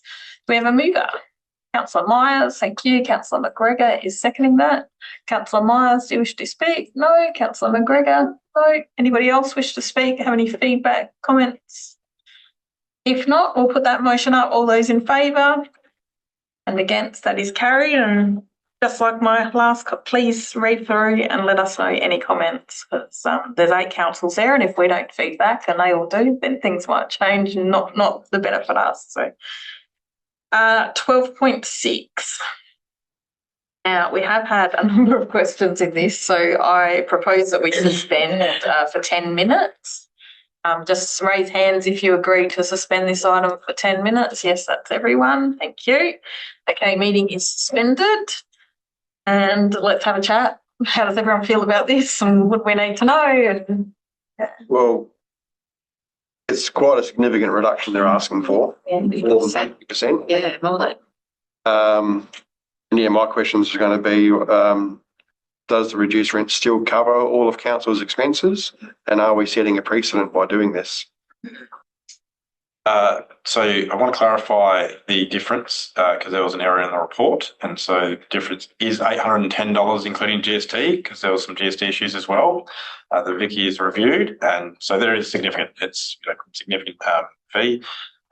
Your question being, would it cover our expenses? Yes. This is probably the only real commercial lease we have. We have some other commercial leases, but some of those dollars are insignificant across the different sites. And your second question... How much should we just spend on the car park, and what is depreciation? Sorry, yeah, that's a broader, not just on this, saying, so this individual person, that is an investment in the building, not necessarily just at for this person. So, right? I would have thought your rent was meant to cover your maintenance of your building and your car parks and your debt. So it's a short-term lease, so it's not just about this commercial tenant, I suppose, my comment. So second question was, are we setting a precedent by doing this? Potentially, there's precedents out there where there's significantly less commercial rent, and you've got to be able to compare that to the other sites. And also, the question for council to consider is the service that they're offering, and if we did lose it, I'm not saying we would, is the potential ramifications for region. So this is a really tricky space, to try to get comparables with sites across our region, and the cost to get market value for rent is a challenging space. So, yeah. There's no doubt that it's a service that is definitely required in the area. Otherwise, people are having to travel a long distance to get their medications. I mean, I know it's not up to us to obviously to analyse his business, but I'd have thought that there'd be enough people in the region to support a business open 2 days a week. Just seems surprising to me that he's finding it so hard to. The detail maybe we need before we make a decision. A little bit what more do his financials look like? How many people are using Yeah, the his service? usage. I think If only 3 people are using it and we reduce it, and so whereas if 200 and they're coming from Swan Reach, I'm just a bit puzzled why it's not more utilised. I was actually going to say on the back of your comment, Mandy, that as council, as the landlord, why don't we have the right to request that information? I didn't know whether we do or not. Yeah. And I mean, I guess obviously we're renting out a building, but for 2 days a week, you think, oh, well, I'm not making much money for it to be valued to the commercial real estate value, but that is his business decision not to open more days or do a sharing facility situation where he could be like, I'm running my pharmacy on the weekends, but maybe a visiting specialist could be utilising it as a consulting suite a couple of days a week during the week. That like just going to and that was how we wrote the dietitian or something, so they could sublease because it used to be a doctor's room, so there used to be different specialists. So the whole idea was to get more people in, not just open it 2 days a week. So I would like to see some evidence of him trying to sublease to people so that we're providing more benefit to the plants. Yeah, medical specialists coming and roving. I know Lease allows that. I mean, 2 days a week isn't very viable for any business. Unless it's really open and that's fair. For Valley, that's fair.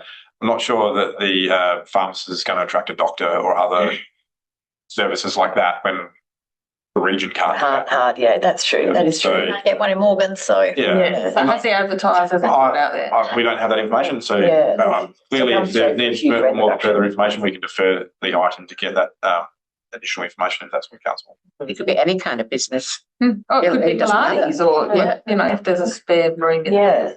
Could be lots of different things. What are your thoughts, Kevin? You have a bit to do with the Blushdown community. My question is, does he have a business somewhere else that's the reason he doesn't open during the week? I'd assume. So. I think he does. Is it his business or is it work? I'm not sure. Yeah. What's my understanding? So I did observe a social media post at a Blanchetown about sort of revving people up to use the service before they lose it. Yeah. So maybe he's not doing that well. Probably because most people would go to a chemist Monday to Friday. And if you're in Tanunda doing your shopping anyway, you've probably got it while you're there. Yeah, I don't know the full story, but that's just what I observe anyway. I also have a concern with the way the motion's written because it says in the body of the report, it talks about a CPI increase and it supports that. And I think in the last, one of the parts, it supports having an annual CPI increase on the $550 a month, but the motion doesn't say that at all. So it looks like we're going to give him a $550 a month. That's it. I also have a concern with having it for 2 more years. That's $20,000, nearly $21,000 that we have to say goodbye to. Also, do we lose the service? I don't know where the balance Two is. questions. The lease would cover the CPI, so it doesn't necessarily need motion, in my opinion, because that is the set fee, and then the lease would take over from that. The second one is the question you're raised, right? Yes. It could stop, I'm not saying it will. So it's that balance between what is appropriate and fair for the business to make sure the service continues as well, because I think everyone would agree that it's an important service for the township. We've seen the challenges that councils had when other services have decided to pull out of towns around leases and discussions on uses. So we just need to weigh that up. But what I'm hearing is you would like some further additional information, which we can really get. So based on that, have you got a something I prepared earlier? All right, hey. Because how we go? And I agree that maybe we do it for a period of time, but not for the whole lease. So before we go back into meeting procedure, there is an alternate motion here. Just getting it. Pressure's on, Carol. There's only 2 minutes left. So item 1's the same. Part 2 is item 12.6 be deferred to the June ordinary meeting of council pending receipt of further information that's requested by council. Things that I'm happy to. Has anyone got any more questions while we're out of meeting procedure? Councillor Myers. Just a thought, when we get to that June meeting, is there anything wrong with meeting halfway at $1,000? That kind of stuff can be discussed, I guess, when we see financials and things like that as well. Also, if he's got a bit of a promotion plan or marketing plan for the next 2 to 5 years, because he's got 3 on 3, hasn't he, lease? So he could extend another 3 years. Maybe we could also share, I shared on my mayor page yesterday, there's a session in Lockton for small businesses. You might go to attend that and get some advice or support from the Office of Small and Family Business. I want you to do that. That would be Have great. 1 minute. Just for your information, it's $176 a year is what we charge for the Morgan Pharmacy. Yeah, but that was wrong, and that's why we created a policy so that we're getting commercial rent from commercial, and we can't change past council decisions, but we can change future council and current council decisions. Because that would not be a decision now. We've got a policy. But that's signed in. When it comes up for renewal, it will come to us. The next council. One of the challenges we have is usually like a $3,000 cost to get a market valuation done. So that creates All right, we will go back into meeting procedure. We have an alternate motion there. Would somebody like to move that the Blanchetown Pharmacy proposed rent reduction report on the council agenda be received and item 12.6 be deferred to the June 26 ordinary meeting of council pending receipt of further information as requested by Councillor Barber, Councillor McGregor. Councillor Barber, do you wish to speak on that? Councillor McGregor. Anybody else wish to speak? Have any questions or things that we want staff to ask? If you could just email exactly any of the information that you require to Vicky, and we'll request that information from the pharmacist. Wonderful.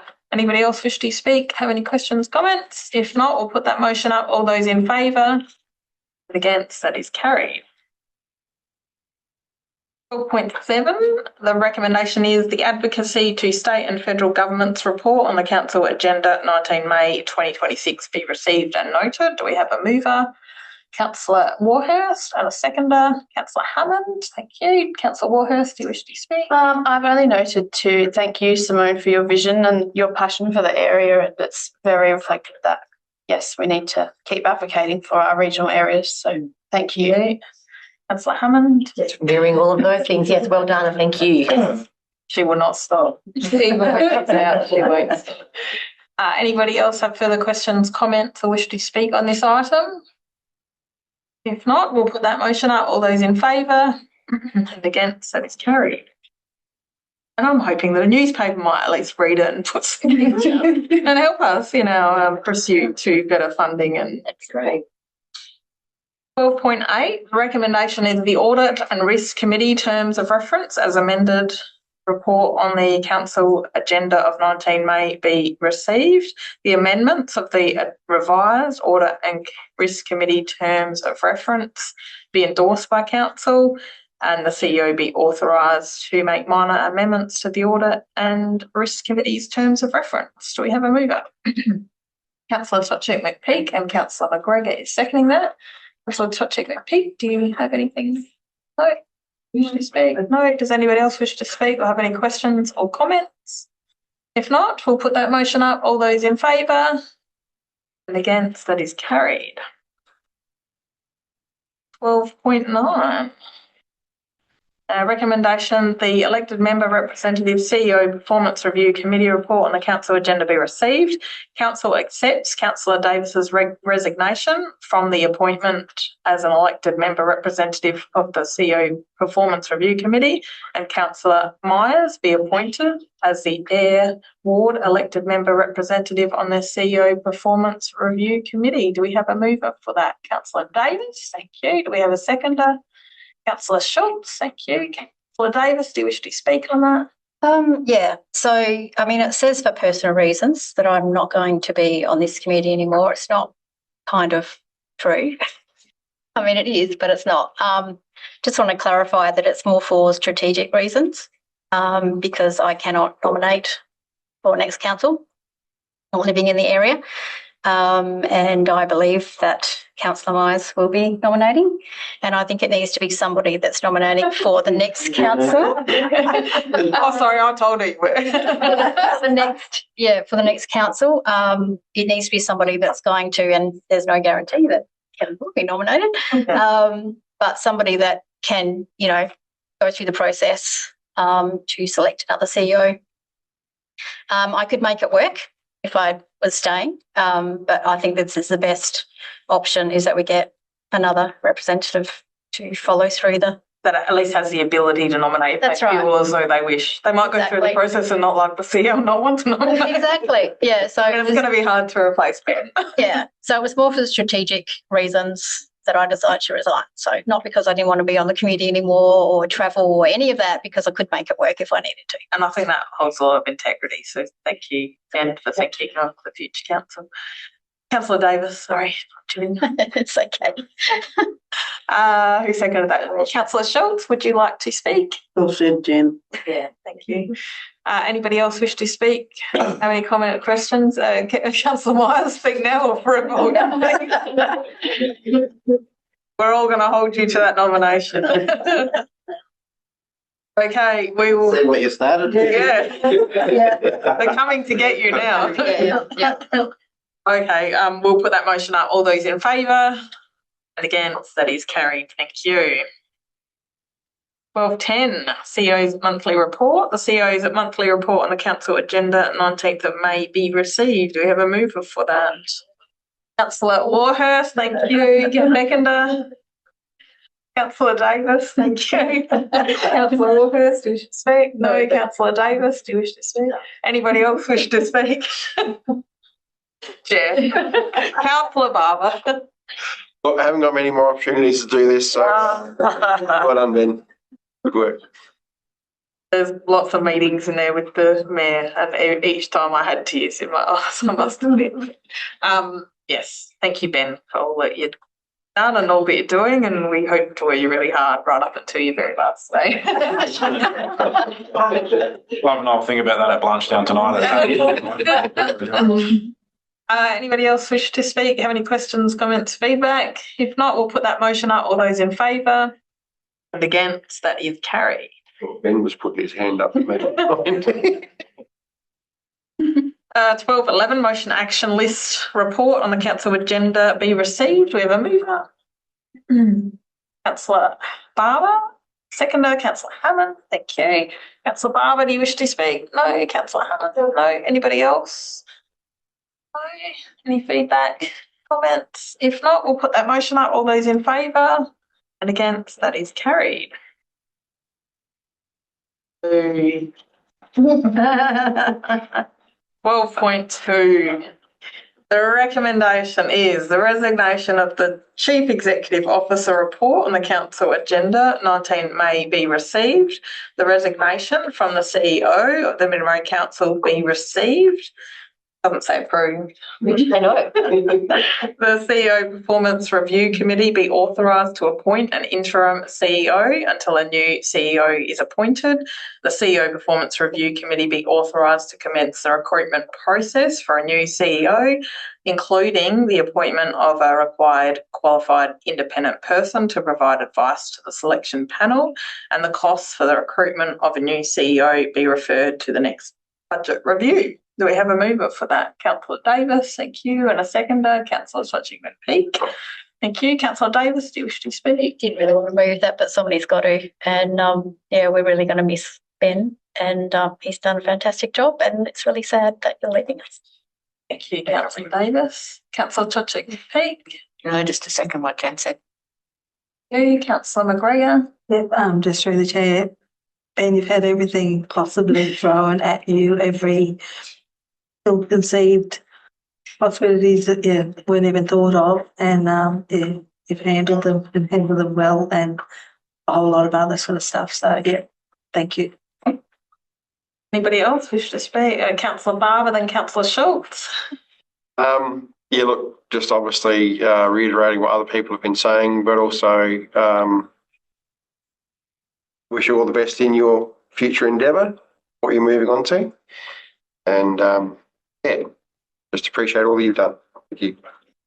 Councillor Schultz. Yeah, I was just starting to like you, and now you've got me. 3.5 years of not liking you.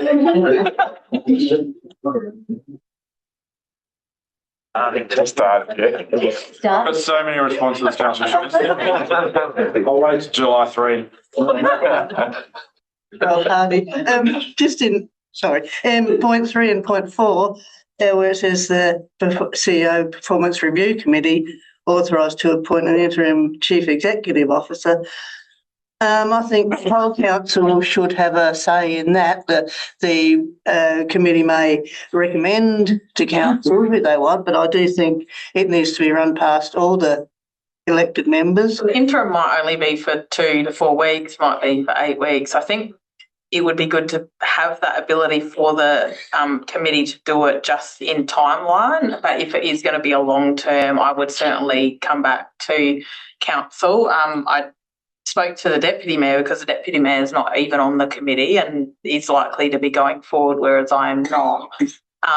We checked last night and she could actually read the CEO Performance Review Committee report. So all of the council could read the report and go to the committee prior to meeting or after the meeting and ask questions prior to the meeting would be good. So everybody is able to have the involvement. The other thing is the CEO Performance Review Committee is in charge of doing the performance review every year, but as you know, we have included you in other meetings to make sure. So that ability is able to be done by the mayor and that committee. And I think you know that we want the best thing for council, and we're happy to be open to that. But the timeline is the concern here. We need to get this done before caretaker, and I'm hoping that we have a committee meeting this afternoon and that we can get it out to advertising straight away. So I'm really hoping that interim might only be a few weeks. We might be able to have someone internal do that as well. So this raises the ability for us to do it quick. But yeah, if you don't trust that process, then we can probably change the.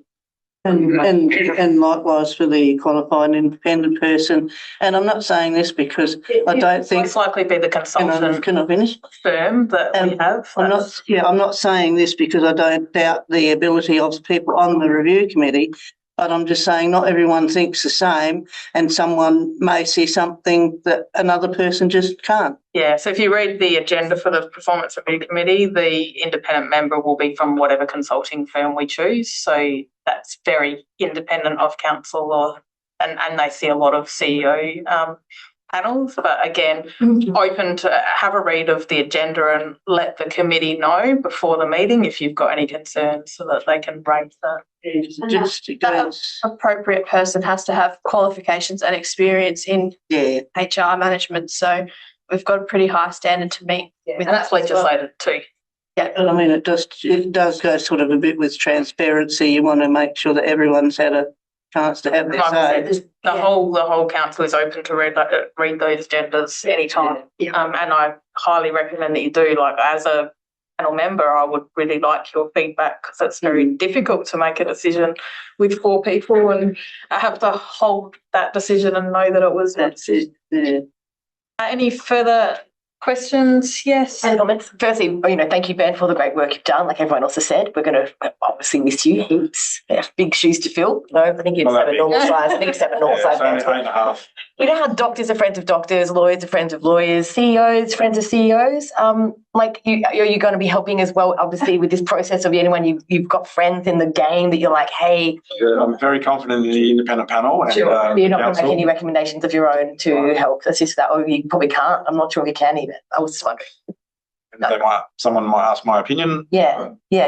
I'll leave it to the panel and the hopefully council. we can get some kind of handover, like that there is some kind of like time before you leave that we have our new appointee like being shown your wonderful. That is very unlikely level of. There'll be no, I'm sure. Yeah. Thank you for the words through Mayor Bailey. Absolutely committed to a transition and making sure that all of the work that has been achieved is able to be passed on to whoever is selected. Very capable senior management team as well. So very confident that the business is in a good position and that the council will make a good decision on whoever is next to lead the council with the future council as well. So obviously there's a time of change at the moment. So. If I can just add something, just that the council, as you saw, just to make it clear that the council select the new CEO. It comes back to council for final decision. So that it's important that people understand that. And the other thing, in terms of talking about potential candidates and so forth, we do have to remember people's right to confidentiality. So anything that you know about it, and that all of us know about it, has to stay within the confines of personal conversations or the meeting for the sake of the confidentiality of the candidates. Anybody else who hasn't spoken wish to speak? Councillor Myers? There's some of the people in this room that weren't aware at the interviews down in Adelaide, the panel with the advice of council chose to go down the path of picking somebody that was not tied up with local government. And I'm just really proud that we did stick to that. Stolen my thunder. I was going to do that afterwards. No. He's got seniority. I mean, even when we brought it back to council, there was one main one and one, maybe two, that didn't agree. But then when it comes to putting your hands up at the end of the day, the majority rules. So, okay. But then again, nothing was hidden. And that's what you got to point out. Transparent process. It's all right, yeah. Okay. Everyone has spoken. Hello. Councillor Davis, would you like to close? Oh, just a thank you, Ben, for everything that you've done. Very good. All right. We will put that motion to vote. All those in favour and against, that is carried. And now I can add my 2 cents worth. Ben, thank you. And like Councillor Myers had said, we did get a little bit of flack from a few council members when we employed you, because it was very different at that time to employ people without a local government background, and we did literally throw you in the deep end, and I'm super proud that we made the right decision. What you've been through with COVID and floods and financial sustainability and putting up with our robust debate all the time and just, taking a big deep breath and not having it go back at us. It must be so hard to do. And especially me, I know that I can get quite emotional because I care about my ratepayers. Just super, super glad for the 7 years that we've had you, and very, very sad to see you leave. And I hope we can find someone that can do another 7 years for council and, have some of the great outcomes that we've had. So the outcomes we've had, which I said on radio the other day, you know, reducing our debt. It was a very big, scary factor, me putting up my hand. I think, you know, the long-term financial plan talked about $20 million of debt over the whole 10 years and literally not moving it at all. So to get that down to today, where our council report says we've got more money in the bank than debt, and only a $6 million loan, you know, projected this financial year to be able to pay off our debts, to the sustainability, you know, that we spoke about today, the sustainability increases every single year over the next, you know, 10 years. When I got in, we've actually been able to reduce it to this year only being about 1%. What else have we done? Just, the sustainability. It's just been amazing. And I thank you for your resilience and standing up for us and our relationship, I guess, too. It always helps when you have a good mayor and elected member relationship with the CEO and senior management team. You know, like if you didn't have such a strong team, I'm sure it would have made your job a lot harder, and I'm sure they will miss you just as much as we do. So I think that's it. Thank you, Ben. Thank you, Mayor Bailey. It's not all about me, and you stole some of my thunder because I want to acknowledge about the team. And so I want to acknowledge to Dave and to Clive and to Gary and those that have come before, and to the broader Mid-Murray Council team as well, because the achievements you mentioned and what has been successes we've had and the challenges we've had is all about team. And so I just want to acknowledge that, and to the elected members and to you personally, Simone, which I mentioned in my letter about our relationship and your leadership as well. So that's enough about me. So let's move on. Jeff must be feeling great. The other thing is surplus. Like we had no one surplus in 10 years, and you know now we're looking at some great surpluses. That's thanks to Clive. We're not going to let you have that. Okay, so we've done that one. Okay, sustainability reports, there are nil. Ben's given up.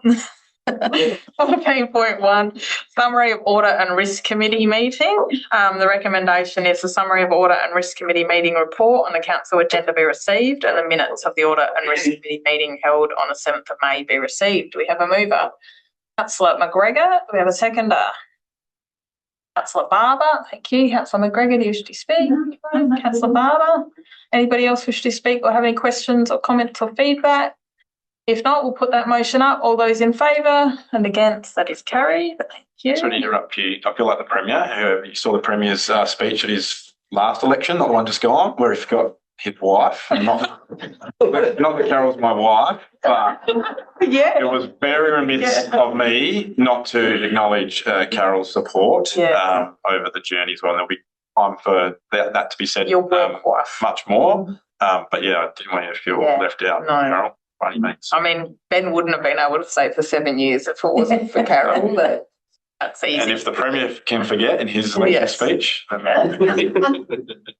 Very good. All right. 14.2, the recommendation is the minutes of the Mid-Murray Council Assessment Panel meeting held on the 27th of April. Report on the council agenda be received, and the minutes of the Mid-Murray Council Assessment Panel meeting held on the 27th of April be received.